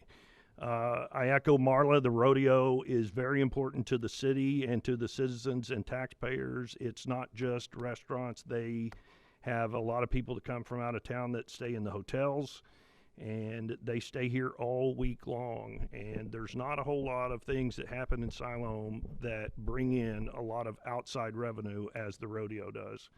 I will say that I was a bit disappointed in the 1898 presentation on back in May, and then again today for what we have contracted, $120,000. I think everyone should be here speaking to us in person, and to have a cell phone being projected from a microphone to us and trying to have someone use the computer to follow along while the other person's on the other end of the line, I think it's unprofessional and really not a great thing for us. I don't think it looks good, and it's disappointing. The workshops, I'm questioning, is there any way that we can be alerted more in advance when we're going to have a workshop with an email earlier than when we get it on the board packet? The tree update, I thought it was great what Don alerted us and informed us, but like his staff report regarding that, is there any way that we could actually have that in our board packet as well? And then I appreciated that we did the emergency clause on the insurance. Obviously, with an expiration of June 30th, it was a needed emergency clause. I have been against emergency clauses in my past on the city board when they are unnecessary, and many times they've been tried to be used unnecessarily. This obviously was an emergency clause need, and I appreciate the work that Christina and I'm sorry, is it Misty? Misty worked on that so well and got that to us. Lastly, Philip, you'd asked for our input on the landscape architect appointment. I have no problem with that as long as it doesn't take you out of town for a lot of time. If it's Zoom meetings mainly, I think that's fine. I don't think anybody would have a problem with that. But I think there's a big difference between this and you going like to AML or Little Rock representing the city. So that's where I fit in on that. So anyway, that's all I have. Thank you. Thank you. Brad? Well, I think I welcome the rodeo to Ward 2, and I hope someday in the future that we can go back and readdress getting them a new venue and a larger venue. We tried that. It didn't work out, but hope is not lost. You never know. It may come up again. And just recently, it's not completed all the way. There's plenty to be done, but what happened at the course at Sager's Crossing was a great partnership and great use of grant money. Us, the city of Siloam, but more importantly, IRWP is a catalyst for this. I attended a couple weeks ago a Zoom meeting. We all live downstream. I think it's more valuable than it has ever been before because our stream runs through the middle of our town. The runoff is greatly amplified itself. The hydrology is more dangerous than ever before. Natural State Streams has done multiple projects in northwest Arkansas. This project just withstood, and you guys probably read the paper, a 50-year water event, and the stream bed held. It is important to recognize our riparian zones, and I've kind of just continued to echo James Fuller. I remember at the firehouse watching these meetings, going, man, I'll never sit on this board. No, that's not what I said, but James mentioned multiple times while he was on Earth that his childhood memories of Sager Creek and wanting to get that water quality back. And so I hope the headwaters are a catalyst for this. I hope we don't forget, like I mentioned before, about past board members. It's important. It's a safety issue. It's a quality of life issue. And it's time for us to readdress that. Streambeck erosion is occurring downtown. We're missing out on large opportunities of revenue. That connectivity to the water is what brought us here to Siloam long before I was on the planet. And it is that connectivity that lasts even today. And I just hope that we don't forget that, and whoever the baton gets passed to, that it may take time, but we keep Sager Creek to the forefront here in the near future. Thank you. Thank you. Carol? Thank you, Mayor. I do believe that Sager Creek is probably one of the best assets that Siloam Springs, one of the unique assets that Siloam Springs has, and we need to do everything to protect it. I appreciate all the great dialogue that we've had this evening. I think we've accomplished a lot tonight. I appreciate the citizens that come out and participate, whether it's out in the audience or they're watching. On the 26th of June is the Heritage Festival, and what a great time to learn about our community. It's going to start at 10 o'clock. It's sponsored, I think, by the museum, and there will be a music festival at the amphitheater starting at 10, but from 6 to 8, the museum will be doing some presentations. So I think it's a good opportunity for all of us to learn about our heritage. I enjoy the rodeo. I always try to go to the rodeo.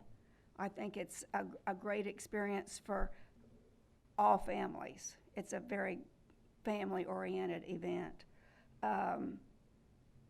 Thank you, Philip, for getting us the rebate and working hard to do that, and for sticking with RDOT. And we're not there yet with the guardrail, but we're getting there closer. And thanks to the police department and the motorcycle patrol for their presentation. I really appreciated that. Thank you. Thank you, Carol. Lisa? Thank you, Mayor. I want to say thank you to the Siloam Springs Police Department for displaying the motorcycles. There was a lot of valuable information that was presented to us when we asked our questions.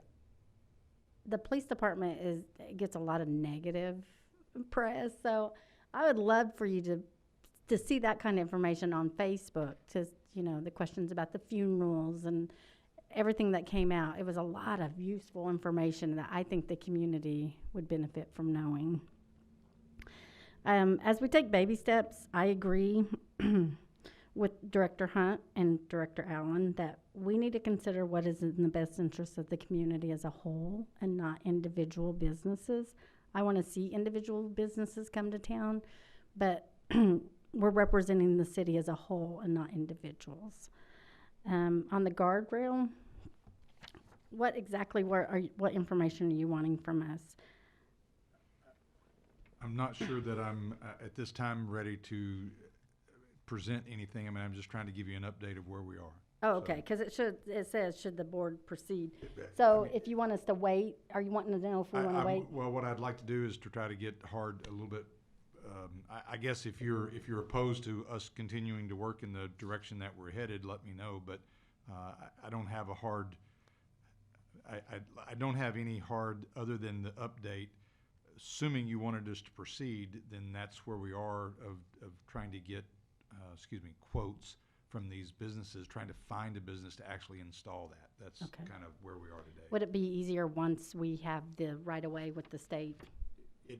No. It might be easier to, well, I don't know. That's part of the unknown. The state wouldn't require a permit for the city wouldn't be required to get a permit if once the state releases the right-of-way. But likely we would still have to build something that is sturdy enough to accept a speeding car to hit it and not fall into the pond. So I don't know if that's still a guardrail that meets federal highway standards, or if we could just do 5-ton boulders, and maybe that's something that we could do. But I also don't know how long it's going to take the state to actually do the modification to the right-of-way. So I guess if you want us to proceed, that's our recommendation on how to proceed. And if you want us to wait, that's really, I think, a decision that I guess I'm asking. I'm sorry. It's a roundabout answer. I apologize. Yeah, I'll have to get back with you on that. It's this tough thing. I mean, if we knew how long the state was going to take, that would be an easy answer. That's exactly right. But we it don't. could take 6 months. It could take a year. I honestly don't know. And they weren't willing to give us a hard date. So I think for staff, we were going to proceed with trying to get a company, a contractor, to give us a hard quote to install what I described there, and then ultimately bring it back to you, unless you just said, no, we're not interested in doing it until the state does their thing. So I think it's important to do. I think we all know why. So that's where we are. That help? Sorry. No, I want to make sure I answered your questions. And I want to say thank you to Philip and the staff on the 88 Fishing Pier and Adaptive Kayak launch. So my question on that is, if citizens want to contribute, what do they need to do contribute? We talked about getting private donations. So how can citizens participate in that? I haven't asked individual citizens. I think the quick response is to call me. I'm going to be out of town for a few days, but to email me, call me. We'll work something out. My biggest concern is what I've told the entities is to provide some sort of listing of every entity. if we start getting a bunch of individuals donating, some amount, I'm probably gonna have to say, in order to get your name on that list, you've gotta donate a certain amount, because at some point, Right. Philip Patterson isn't gonna get his name on there if he donates $5, right? I wasn't thinking about the plaque, but yeah, I see your point. But any entity or any citizen that is willing to donate is just call me at City Hall. Go online, you find my phone number or my email address. I'll be happy to talk to them about it, and we'll figure out the best way. But I may have to set some sort of, limit to say, to get on the plaque, you've got to. Somebody asked me one day if I was going to do a gold donor, a silver donor, and that, and I said, no, I'm not looking at doing that and setting certain standards. But if we get that, we may have to. Okay. Thank you. Thank you, Lisa. Reed? Thank you, Madam Mayor. I look forward to what's happening with the fishing pier and the kayak launch. To me, the best part of it is how we're going to also be able to work with the private sector. To me, that speaks volumes for our community and the unity that we have. Concerning the bike lanes, whatever we do with that, I would just ask that we as a city would just do it with excellence. I do see where some of that has been let go for a little bit, but I would just ask that we could step up and do like we do with so many other projects here in the community and just do our excellent job. And I do wish to applaud the city in that it's not just Philip, but I do believe he heads up things very well. Thank you. But I appreciate and applaud our city for the way that we look to improve. We are a city that, in my opinion, we're up on the hill. Many are looking at us, maybe some even wishing they could be like us. But we're not just sitting up there gloating, but we're looking at additional ways that we can improve and be even a better community to our citizens. And to me, that speaks volumes about us as a city, but that also we have the ability to lead, and I'm glad for that. Thank you. And with that, Madam Mayor, I ask that we would adjourn. Do I have a second? Second. We have a motion and a second. All those in favor say aye. Aye. Those opposed? Being none, we are adjourned.